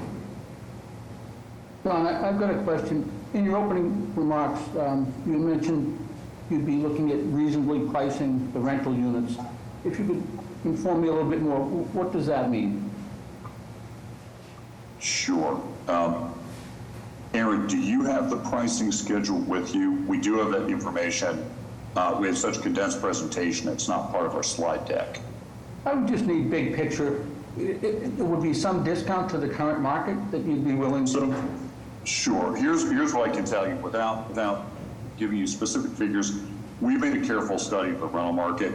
If you look at the newer buildings that have been built in Charlestown in recent years, multifamily buildings that have amenities, that might have a gym inside the building, things like that, will be priced at a discount to those buildings. We have a couple strategies. One is we have a lot of affordability. Our market rate units will be priced at a discount. We'll also have some units in the building that are designed by Stantec, which has a specialty of designing slightly more compact but very livable units. There's not a lot of wasted space with hallways and things like that. They're just laid out to be efficient. They live big. They're light-filled. But a little bit more compact, and that will reduce the rent a bit. But we've studied the market very carefully. We will offer units that will be below the standard pricing for comparable new build in Charlestown. We'll also have a very highly amenitized building. Great workout facilities, really nice exterior space. This is going to be a great place to live. Thank you, that's helpful. It's unusual we see a developer that is looking to take something in less than the market. I worry there's so many people looking for housing in our city that the rents have gone, you mentioned the average price of a home in Charlestown north of $2 million, and rents that they're unaffordable, even a couple working. So any effort you could make on keeping that at some reasonable discount would be appreciated. Absolutely. Okay, great. Additional questions or comments? I think we addressed most of mine already, the other board members. I do have, let's see, maybe just to recap, right? Because we did just approve Plan Charlestown, and that had a slew of 80, 90 recommendations to achieve the outcomes intended with the plan. Can we just kind of reiterate how, or make the tie for me, how does this particular project move the needle on those, the intended outcomes of the plan? Sure, I'll make a couple of comments, Madam Chair, and maybe Aaron Hodges would like to chime in since he's our design lead. Charlestown is a neighborhood with many different areas, many different conditions. We've got some of the loveliest historic housing, very quaint scale around the monument. I actually just had dinner by Monument Square myself last night, and that's just as charming and walkable as anywhere in the country. We also have areas like Sullivan Square that are formerly industrial. There's a lot of dilapidated properties there, pretty remote, but with fantastic transit access. So we're not experts on every part of Plan Charlestown. We participated, but the area that we really know well is Sullivan Square. So we're best equipped to comment on that. Sullivan Square has unusual transit resources. It's a multimodal station, not just subway, but subway and bus. There have to be a lot of bus lines here that are positioned to take people both into central job sites in the city of Boston and also outside the city, up into Somerville, to Cambridge, Harvard Square, places like that. It's just an unusually well-located bus terminal, and that's how this remarkable number, 850,000 jobs available by transit within 30 minutes, comes about. It's just one of the best sites for transit access to work in the city. For that reason, our understanding is the BPDA plan for higher density very close to Sullivan Station And for projects that have very low parking ratio, and our parking ratio is only 0.2, we will have about 111 parking spaces per 503 units. Of those, 10 are retail, so we really have about 100 resident parking spaces for 500 units. So we meet this requirement of very low parking ratio and residential proximity to transit. That gives us an additional bonus on our FAR and allows us to build a bigger project here. Those are the two main initiatives that we've complied with. We also have 40% open space on our site. Aaron, anything else worth highlighting? Yeah, I would echo everything you said, Don. I would also add that we're not only plan compliant, we should be the poster child for the plan. we're providing affordability. We are providing significant amount of open space and permeable pavers. So the whole heat island effect that we're trying to mitigate right off the bat for the start of the implementation of the plan. But also we are going to be one of the first net zero carbon buildings and passive house and all electric. So all of these things we're hoping to set an example for all the new buildings that's to come to this neighborhood. Great, thank you. And the last point had to do with someone who made a comment on lost units. Can you just go into what that may be referring to? I'm not sure, Madam Chair. I'm looking at my own notes trying to see. Madam Chair, I can jump in. Michael Christie, Director of Development Review. Good evening. I think what they're referring to through this, one of the things that highlights kind of the work that has been going on with this project in relation to the plan was looking at height density, and through review of some of the original proposal as it relates to height density, there was some recommendations received to look at lowering height density, which resulted in the project losing some units. So I don't know if they're referring to that. But to put the project in line with the plan, it was required to shave off some height, which ultimately led to losing some units. Okay, got it. Yeah, that's around the topic I was trying to just get a little more information on. So, okay. Do we have any more questions or comments from the board? Okay, hearing and seeing none, motion is in order. So moved. Second. We'll call for a vote. Dr. Landsmark? Aye. Mr. Miller? Aye. Mr. Shepherd? Aye. And the chair votes aye. Motion passes. Thank you and good luck with the project. Thank you very much. Thank you. Okay, let's move on to the next agenda item, which also is a public hearing. This is a public hearing before the Boston Redevelopment Authority, doing business as the Boston Planning and Development Agency, being held in conformance with sections 80A-2 and 80B-5 of this Boston zoning code to consider the proposed 40 Roland Street development project in Charlestown. This hearing was duly advertised on September 15th, 2023 in the Boston Herald. This is a BPDA hearing on a proposed petition by the agency. Staff members will first present their case and are subject to questioning by members of the agency. Thereafter, anyone who wishes to testify about the proposed project will be afforded an opportunity. We are taking support and opposition at the same time. So if you're planning to testify, please take time now to verify that your computer microphone is active. Click on the hand icon on your Zoom control panel, and this will signal to the staff that you would like to speak. When your hand is raised, it will be blue. If you are calling into the meeting and would like to testify, please dial *9 to raise your hand. When I call for all testimony, staff will announce your name and allow you to talk. You must unmute your microphone and your webcam will not be active. In an effort to accommodate all who would like to speak about this proposal, each person will be given up to 2 minutes to comment. BPDA staff will indicate when 30 seconds remain, and at that time, please conclude your remarks so that the hearing may continue and others may be heard. Finally, the proponents are allowed a period of 5 to 10 minutes of rebuttal if they so desire. And Quinn will now begin the presentation. Floor is yours. Thank you, Madam Chair, members of the board, Secretary Paulimus, and Director Jemison. The proposal before you tonight is for an Article 80 large project located at 40 Roland Street in Charlestown. The proposed project consists of 3 new buildings containing a total of approximately 750,000 square feet of lab office, residential, and retail space. This includes a 9-story, approximately 630,000 square foot lab office building located at 10 to 40 Rowland Street, a 6-story, 52-unit residential building at 145 Cambridge Street, and a 6-story, 74-unit residential building at 128 Cambridge Street.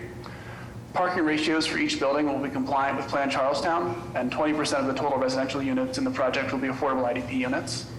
The residential buildings will be all electric, and all buildings will be zero net carbon ready. The development team filed their project notification form on April 1st, 2022, followed by a supplemental information filing on July 26th, 2022, and finally a draft project impact report filing on May 1st, 2023. The BPDA held virtual IAG meetings for the project on August 8th, 2022 and June 12th, 2023, virtual public meetings on August 15th, 2022 and June 5th, 2023, and finally a joint virtual IAG and public meeting on August 9th, 2023. All meetings were well attended, and the public meetings were advertised in the local newspaper and online. I do just want to thank the City of Boston and BPDA staff, IAG members, and members of the public who contributed their time and efforts to improving this project during the course of the review. I'll now turn it over to my colleague Eileen Michaud from the BPDA Planning Division to discuss the planning context that was considered in the review of this project before ultimately the development team will begin their presentation. Thank you. Thank you, Quinn. Good evening, Chair Rojas, Secretary Polhinas, members of the board, and Director Jemison. My name is Eileen Michaud, and I'm the BPDA planner assigned to this project. The proposed project at 40 Rowland Street is within the boundaries of Plan Charlestown, which was released as a final draft in September 2023, followed by draft zoning amendments released in August 2023, and BPDA board approved as of this evening. The Sullivan Square and Rutherford Avenue area of Charlestown, where this project is located, is envisioned in the plan as an opportunity for higher density growth, transit-oriented housing, improved active transportation connections, and new open space in an area largely characterized by barren grayscape, as well described by Astrid earlier. As such, the proposed project follows the planning and zoning recommendations of Plan Charlestown rather than the use and dimensional requirements of the current industrial and local convenience zoning designations. Next slide, please. Key land use concepts from Plan Charlestown for the Sullivan Square and Rutherford Avenue area guided the review of this proposal, which include the following: prioritizing higher densities and mixed-use residential development around transit stations, buffering residential areas from high-impact commercial uses and the I-93 highway infrastructure, improving active transportation connections and creating new open space, and encouraging ground floor retail around major street connections. Next slide, please. This slide just summarizes how the proposed project complies with the zoning and planning recommendations of Plan Charlestown. This includes the vision for mixed uses supported by new open space and neighborhood retail amenities, height and density limits, and a public realm that acknowledges the history of the neighborhood, adaptively reusing the 24 Rowland Street building and preserving an original facade of the 40 Rowland Street building. After board approval and subsequent zoning board of appeal approval of the required zoning relief, the proposed project will continue design review at the BPDA. Thank you, and I will now turn it to the development team to present their project. Great, thank you, Eileen. Thank you, Quinn. Good evening, Chair Rojas, members of the board, Madam Secretary, and Director Jameson. My name is Michael Parker. I'm with Dane Torpy and permitting attorneys for the project. First, I'd like to acknowledge the community. We've had continual community engagement over the last three plus years now, included 5 community and IAG public meetings, countless other meetings with stakeholders, to make sure that we heard how the community could benefit from the project. That engagement has been instrumental in getting the project to where it is today. Also, the BPDA staff, the coordination and input from the BPDA staff was key. making sure that our project was responding in a meaningful way to community concerns and closely coordinating with the Plan Charlestown process. It has been both a pleasure and actually a learning experience. From my experience on this project and others, I think you can be assured that the BPDA is loaded with a lot of talent. And also, we had a somewhat unique approach. We met several times with the other Sullivan Square developers to coordinate our mitigations and public benefits in order to leverage our proposals for enhanced district-wide improvements consistent with Plan Charlestown. Those discussions resulted in, as you'll see in the presentation, and I think it's been discussed before, ultra-low parking ratios, 0.2 for residential and 0.4 for office. Collectively joining a traffic management association to promote and enhance efficient and resilient transportation options for the end users, with the major development there being the provision of a private Charlestown shuttle service to connect residents to essential services, mass transit, and job centers. Also, the beauty of the Sullivan Square developers joining a TMA is, as we've talked about before, future impacts that maybe are unseen. The TMA process allows the developers and the projects to address transportation concerns in real time, 5 years from now, 7 years from now, 10 years from now, and again, in ways that we might not have anticipated. And finally, a coordination of the Sullivan Square Open Space Network and public realm improvements. Wanted to make sure that the improvements for each project weren't working against each other and could complement each other. So with that, I'll introduce quickly the project team representing Rise Together. It's Jim Grossman.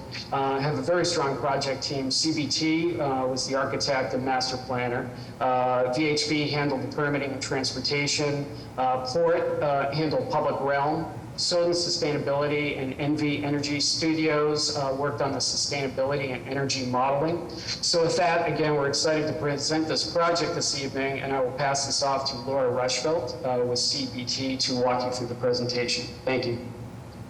Great, thank you, Michael. Laura Rushfeldt, architect at CBT in Charlestown. Next slide, please. A quick overview of the 40 Roland Street project with some key metrics here. So it's 4.4 acre site across multiple parcels, and that GFA of 753,000 square feet split across multiple buildings. We have 126 residential units, 20% of which are affordable. A LEED Gold sustainability commitment and pursuing net zero in the residential components of the project. And this really is a transit-oriented development with very low parking ratios. Next, please. You can see why here on the next slide. This is the location of the project. The collection of sites is just west of I-93 in very close proximity to that Sullivan MBTA station. We are at the edge of Charlestown, immediately adjacent to the Somerville town line. And this area has an industrial character on the south side of Cambridge Street, and it is immediately adjacent to the Lost Village residential neighborhood on the north side of Cambridge Street. Next slide, please. Here you can see some existing conditions. The two photos on the left are of the two residential building sites, and the two photos on the right are showing where the lab commercial site assemblage is. This is a characteristic of this district, showing these mix of warehouse and industrial buildings with open lots, very car-centric without much greenery and next to no pedestrian amenities. This area has historically been quite disconnected from Charlestown's historic peninsula, and it has this industrial vernacular without much presence and without much public draw to the neighborhood. Next slide. Here you can see the proposed conditions in our site plan. Those two residential buildings labeled 145 and 128 Cambridge on the left, the west. The lab office building at 40 Roland, which has a retained heritage building at 24 Roland, separately labeled, and an open space parcel on 89 Cambridge, which will be designed with the community process. A key thing to note here is the public space that's linking these addresses. They're not immediately contiguous, but a continuous network of open spaces for the district's residents, commuters, and visitors is what links them. This chain of amenities and green spaces loops around the length of Cambridge Street, and connects south via an upgraded Crescent Street near the residential buildings and a proposed MBTA easement on the east edge of the site adjacent to I-93 and the tracks beneath. And this continues along Roland Street adjacent to the final parcel there to the south. We'll go into a little bit more detail on some of these public realm upgrades in just a minute and how they provide safe connections, activation, and a much needed green space for the neighborhood. Next slide. Here you can see the proposed massing, which accommodates this mix of programs. The larger floor plates that accommodate the lab office program in blue here, they're placed adjacent to the highway and rail infrastructure, creating a bit of a buffer, while the residential programs are positioned along Cambridge Street. These two residential buildings integrate into the existing community fabric and create a welcoming gateway into the Sullivan district. Next slide, please. This is a view of that gateway. In this instance, we're looking back west towards Somerville. On an earlier slide, we saw it looking east towards Sullivan. Not only do these buildings provide much needed housing to the district, but they're creating a new face to this area, which has really been, like I mentioned, a little underutilized. This inner belt neighborhood, many folks actually don't even know it's a part of Boston. They kind of assume it's a part of Somerville. So through our discussions with the community, they were excited for creating this sort of new front door. Together, these buildings will frame that arrival. And the gateway concept guided our development of the design. The design expression of the two buildings are intentionally a pair, complementary, but not identical. So you can see they have some similar articulation with insets and folds of the building massing. They pick up on the clapboard siding of the Lost Village and reinterpret it with warm contemporary material palettes. And they both have retail and active uses on the ground floor, fronting on both Cambridge Street and a new green open space that's immediately adjacent to Cambridge Street, just on the left here. Next slide. In general, this public realm, like I mentioned, was a huge focus from our community input process. Safety, comfort, recreation, placemaking, rest, all became central to this project's identity. We upgraded for resiliency by raising the ground floor of the buildings. And this had an added benefit of creating multiple levels in all of our public spaces to create different districts for seating and green space, gathering, and thoughtful connections which are fully accessible. Plazas and lawns with outdoor furnishing, active recreation are complemented with these native plantings, and adding of over 100 trees between the street trees that are added in road upgrades and within the parcels themselves. Integration of art and other historical cultural displays were also requests from the community, and we'll be working to coordinate those into the design moving forward with the BPDA staff. So together, these open spaces are weaving these buildings together in the project, both the new buildings and some of the existing buildings that are being retained and integrated into the design to create this sort of unique identity and retain what's there. Next slide. Here you can see a view of Cambridge Street. This public realm focus is very evident on Cambridge Street, where we worked with BTD and BPDA staff to integrate our upgrades with their goals and priorities for this corridor. This included plazas and spaces for rest, widened sidewalks, bike infrastructure, and many other updates. Next slide. The final big emphasis was preserving elements of the inner belt's uniquely historic heritage. So the goal was to retain some of the neighborhood-specific buildings that were seen to have historic significance and also have an added benefit of the sustainability of reuse and embodied carbon. So the lab office design at 40 Roland retains the southern portion of the existing building on the site at 40 Roland and integrates it into the overall design. You can see the new construction tying into this preserved building, both in massing and scale of the podium, but also in the use of the materials selected, the rhythms of the facade, and the proportions of the windows and the distribution of the podium elements. This building podium is integrating masonry and decorative stamped metal accents to tie the new and historic together, while the warm tones continue up into the building tower at the top as well. And rather than mimic this detailing, we wanted to reinterpret it in a contemporary manner. Next.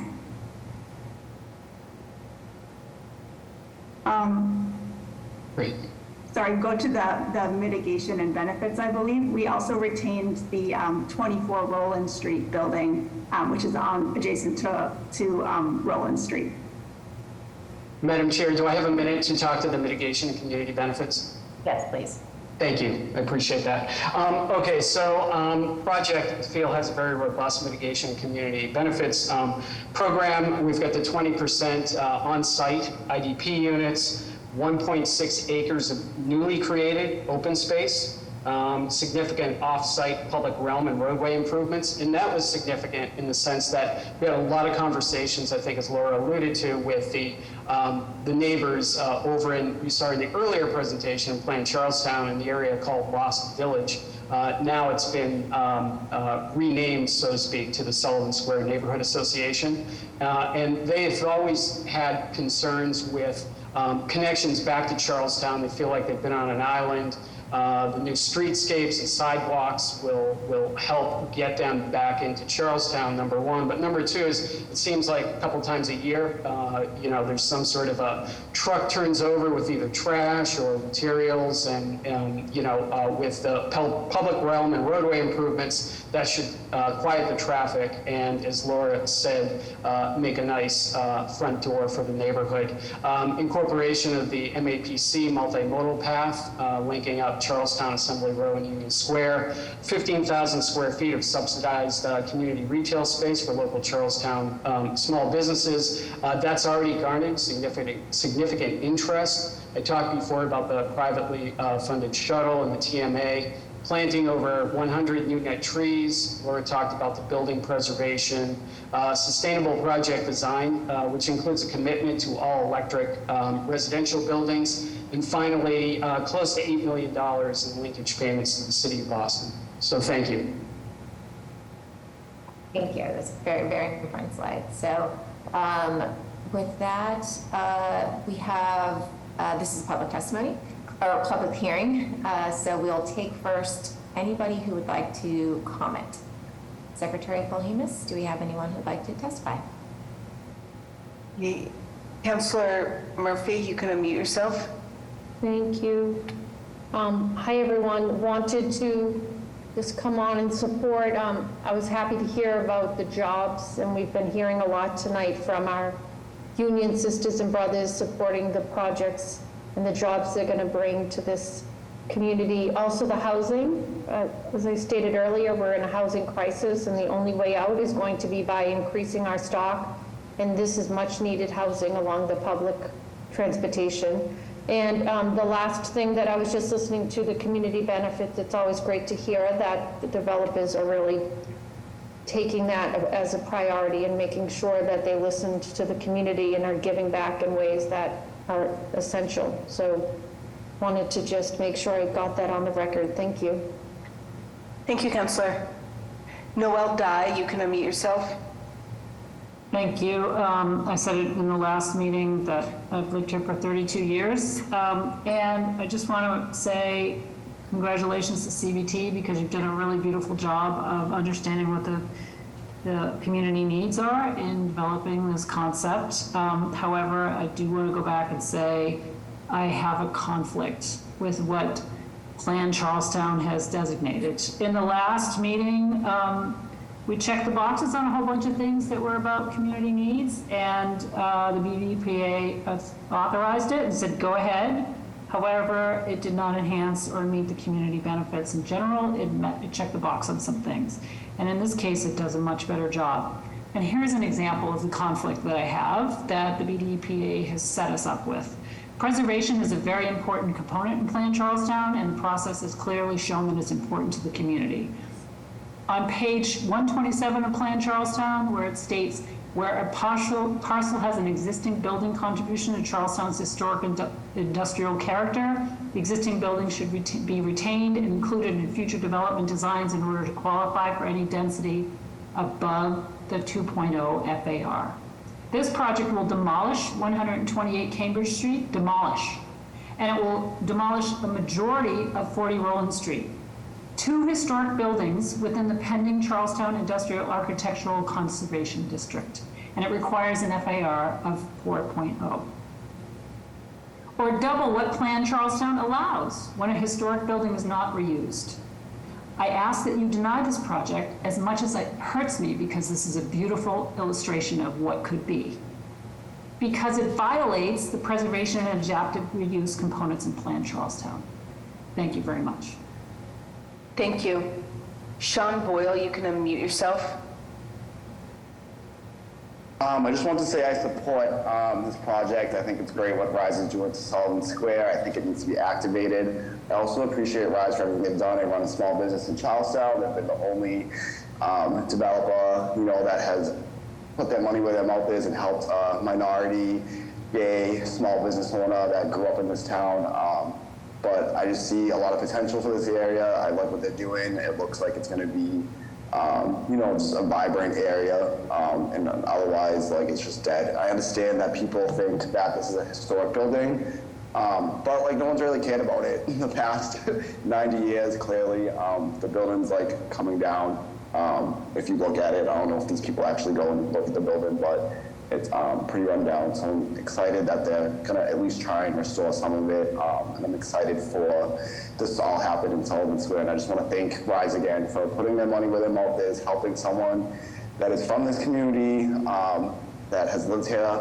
My family's lived here for 4 generations. I'm a small business owner, minority, gay, and they've done everything that all these other people, developers, politicians say that talk about, but Rise actually puts the walk with the talk. So thank you, and I support this project. Thank you. Greg Poole, you can unmute yourself. Yes, thanks, Madam Chair. Members of the BPDA board, I spoke earlier. I'm going to speak again. I support this project, Charlestown resident, also in the Carpenters Union. So this is committed to a responsible developer that will hire local and union subs on the site, providing jobs for Charlestown residents. Affordable housing, we talked about it earlier, so it does cover all the dots, just like Sean just stated. So I am in support of this project. Thank you. Thank you. Kevin Collins, you can unmute yourself. Yes, good evening, Madam Chair again, and the BPDA board, and I'm in favor of this project, and we've worked with Rise before. Jim Grossman, he's always done a great job, and I know his team will do a fabulous job on this, and they'll restore some of the old, so they're gonna try to restore some of the old building part. So, like I said, I'm 100% in favor of this. Thank you very much, and have a good evening. Thank you. Crystal Galvin, you can unmute yourself. Thank you, Madam Chair, members of the board. Charlestown resident, support this project. I think there's been a significant effort by the entire team from the beginning to really respond to community input and seek it in a meaningful way. And this has been a neglected site for a long time. And I don't think this project should be held responsible for all of the other issues going on in that area, but really have put in significant time, energy, and effort to work with the community around envisioning a better space that works and provides benefits in real time and not suddenly new ideas for what could be. They've really put in the work, and I think it's time, and I support this project. Thank you. Is there anybody else who would like to testify about this project? Please raise your virtual hand.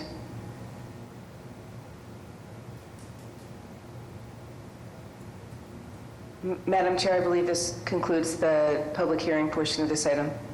Thank you very much. Oh, hold on, the one hand just came up. Let's take it. Greg, if you could unmute yourself. Hi, hello, can you hear me? Yes, I can hear you. Hi, my name's Greg Finnegan, lifelong Charlestown resident, also in a butter. I think this is a great project. This area has been a dump for the longest time, so I think it's really commendable to see a development team want to come in and do something nice for the community, create parks, housing, really good job. So I fully support this. I know some of my neighbors want to preserve the building, but it's falling apart. It's full of contamination. So I think there's a really good project to move forward. I really appreciate the development team taking the time to meet with us. Thank you. Thank you. Last opportunity, please raise your virtual hand if you would like to testify. Okay, another one. Jean, you can unmute yourself.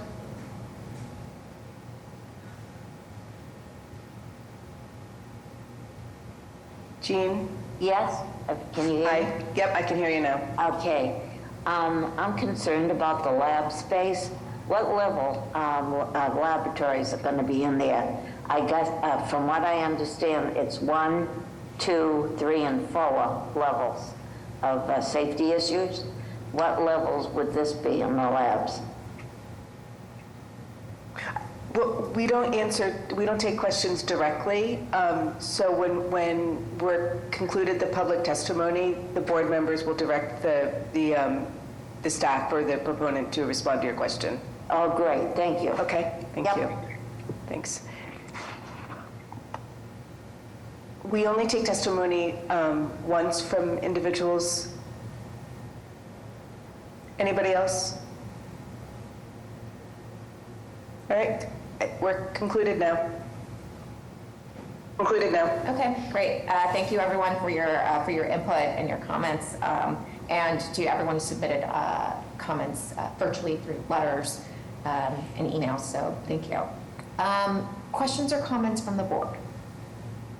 On behalf of the last person to speak, I would like to know what safety level you're building to at this point. Sure. Thank you, Dr. Landsmark. And to respond to Jean's question, I know where it's coming from. Both Jean and I live in the Navy Yard, so we live around a fair amount of labs. The labs, they're going to be designed for basic research. So there's nothing like a BSL-4, which Jean was talking about, levels 1 through 4, which are placed in highly restrictive areas like the BU Biosafety Lab in the south end. And so, it's basically run-of-the-mill basic research. But is that level, so that's up to level? Yeah, that's really up to level 3, but generally it's level 2. Level 3 is still not handling like hazardous, Ebola virus and things like that. Okay. Don't we have a separate process if it goes up to level 3? Yeah. There are BPD regulations. There are other regulations. Board of Health, for instance, this is very tightly regulated lab operations. Okay. All right. Additional questions or comments? I guess I'd add that I'm very committed to historic preservation, and I very much appreciate the comments that have come up in the testimony here about the status of the historic properties on this site. And I do think that as an agency, we need to adhere to our own principles and guidelines in terms of preserving properties. And I think that the designers here have done a good job of incorporating at least some of the historical context into the new building. Okay, thank you. Just to piggyback off of that, can you maybe give some detail and comments on how you've selected kind of what to preserve and maintain? Just give us a little insight on how that process went. Sure. I'll just make a couple of general comments and then pass it over to Laura, see if she says anything else. We did multiple feasibility studies with BPDA staff, toured the buildings and worked closely with design staff as well. Also hired an independent historic consultant to preserve the architectural significant aspects of the area. And, as Dr. Landsmark said, very proud of what CBT was able to accomplish. Laura, did you want to go into more detail? Sure, I can just quickly highlight, as part of our scoping process, we are asked to study a series of alternates that looked at preserving portions of the 40 Roland building. And that was tying into what Michael was mentioning with our due diligence there. We had multiple work sessions with BPDA Urban Design Review staff and with Landmarks to review what the best options would be to integrate with the 40 Roland building, and ultimately landed on what we think is a really successful solution. What I ran out of time to say in the presentation was we're also preserving nearly the entirety of the 24 Roland Street building, which is a 3.5-story masonry timber frame building, also on the site. And that is where that subsidized community retail component will be, tying into our public realm upgrades. So that is also a part of that heritage preservation that we're seeking to integrate into the overall project. And Madam Chair, I can just quickly from the BPDA's perspective, Michael Christopher, Director of Review, just relative to the points made by the proponent, there was a robust conversation around preservation, and as they mentioned, there was some studies done, also some staff visits out to the area relative to where the preservation was ultimately made and which building. I also was relying upon kind of use in Cambridge Street buildings relative to becoming residential. When we saw some of the renderings relative to the applicability of preservation, it made it a lot more challenging relative to the residential on Cambridge Street, and staff focused their attention on the Roland Street buildings. Okay, makes sense. Additional questions, comments from the board? Through the chair. Michael, quick one for you. Again, I'm hearing a lot of tradespeople, men and women, speak on behalf of the project. I would ask, if everything was to go well with this process and the zoning board, when would you see shovels on the ground? And also, I'm assuming that Rise Construction did the pre-construction for you? Yeah, we're, and Jim might want to talk to this, using Suffolk at the moment. And as far as getting shovels in the ground, we have the financing lined up for the residential components of the project contingent upon approval. And then the rest of the project, same sort of deal. Once we get the approval, feel very confident that we'll be able to move forward and get shovels in the ground expeditiously. And then 20%, thank you for that. And, just bringing people with the foot traffic that will help out the community for retail space and things of that nature. So we'll see what happens. All right? Great. Thank you. Thank you. Thank you. Additional questions or comments? I just had more comments. So I just wanted to call out that I really liked in the presentation the summary of compliance slide being really helpful in tying this back to the Charlestown, to Plan Charlestown. So I just wanted to confirm whether or not this project was fully compliant with the plan, or if there's Yes. any. Okay. Sorry. Yeah. Okay.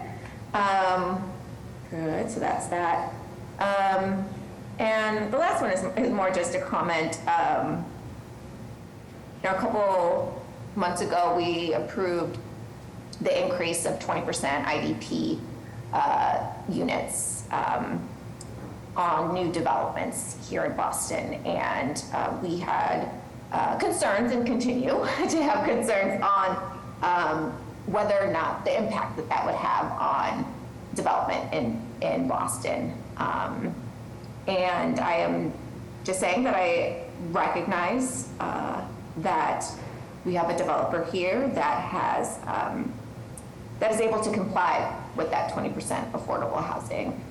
So while we're still, monitoring the impacts of that, I'm just really pleased to see that we're tracking and still able to develop for the needs of Boston, which is additional housing, but affordable housing. So if there are no other questions from the board, a motion is in order. So moved. Second? Roll call for a vote. Dr. Landsmark? Aye. Mr. Miller? Aye. Mr. Shepherd? Aye.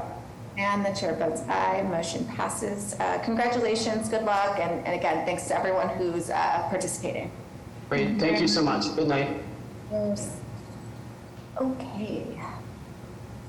So that was item number 6. And number 7, director's update.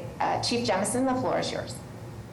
Yes, good evening, and thanks for all the hard work tonight, board, and to all the proponents and commenters and elected officials. Thank you for your attendance tonight. I'll provide a quick summary and just a few notes on the proceedings tonight.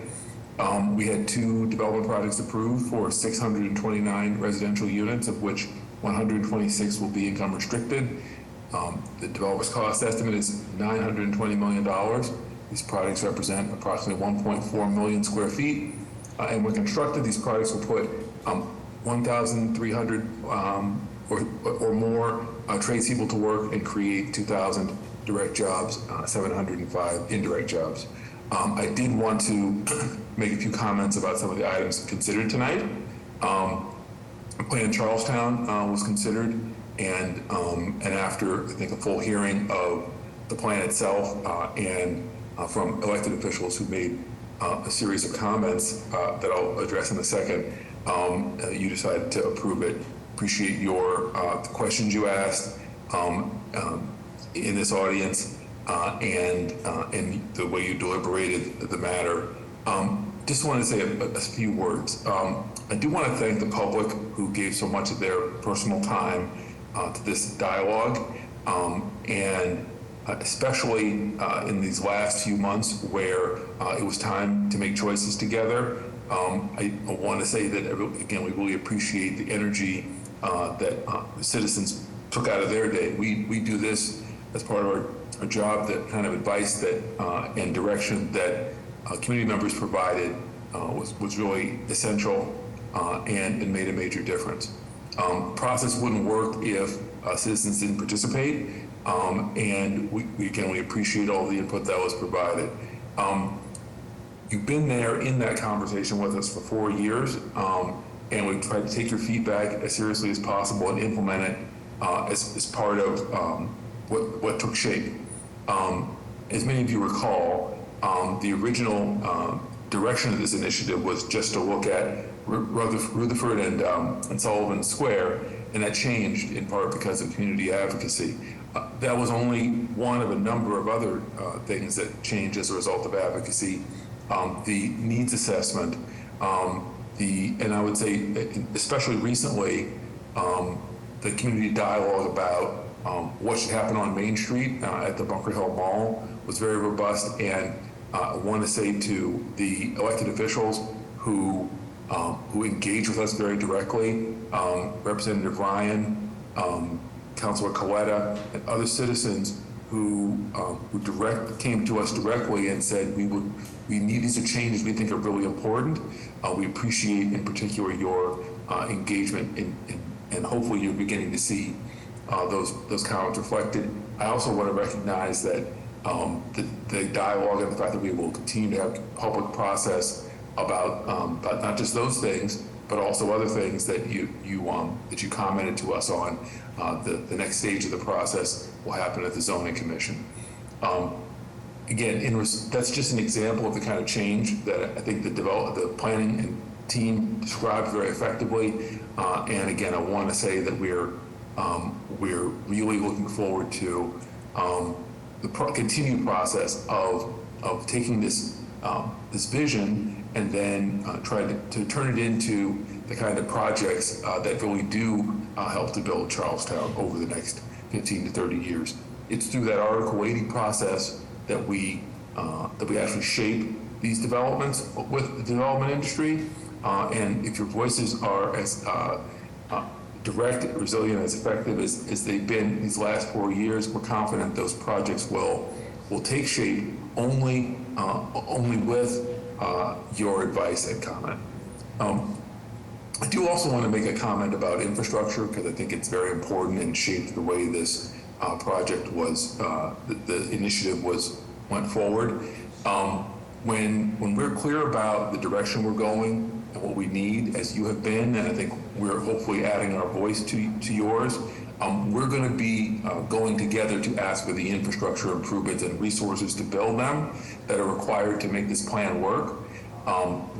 It's usually when, in my experience, when the community speaks out and says, this is how we'd like to grow, and this is the infrastructure we need to actually grow, that we begin to build the coalition it takes to identify those resources and invest them. So, we're looking forward to joining you in advocating for that, because as we, I think, agree, and the plan shows, we need additional infrastructure investment to make these plans something that adds to the community. And without it, we take the risk that it doesn't. So we're going to be working together with you in that vein. I also want to say we appreciate the conversation and dialogue about the two projects approved tonight, one Mystic and 40 Roland, which are adding uses and design that this community needs. Specifically, the residential near transit is a particular need. So thanks again for your comment in shaping those projects. We also approved childcare zoning tonight, which will make childcare an allowed use in all Boston neighborhoods. With those changes, those interested in creating new childcare facilities will not be required to go through zoning appeal processes to develop them. I want to thank everyone who provided advice on this and the team that worked hard on to making it happen. Last couple of comments. I wanted to take this opportunity to congratulate Tammy Donovan, who will be retiring next week after this, her 380th board meeting. Tammy has worked for the BPDA for almost 20 years. I had a chance to meet her when I first joined this agency many years ago. She's been a public servant for the city since 1987. In that time, she's helped the agency keep the agency running by keeping these critical meetings running. These board meetings where so much happens, she's been the leader of them for so long, and she's just become an integral part of the staff, and wish her all the best in her new phase of life, which she richly has worked hard to attain her retirement.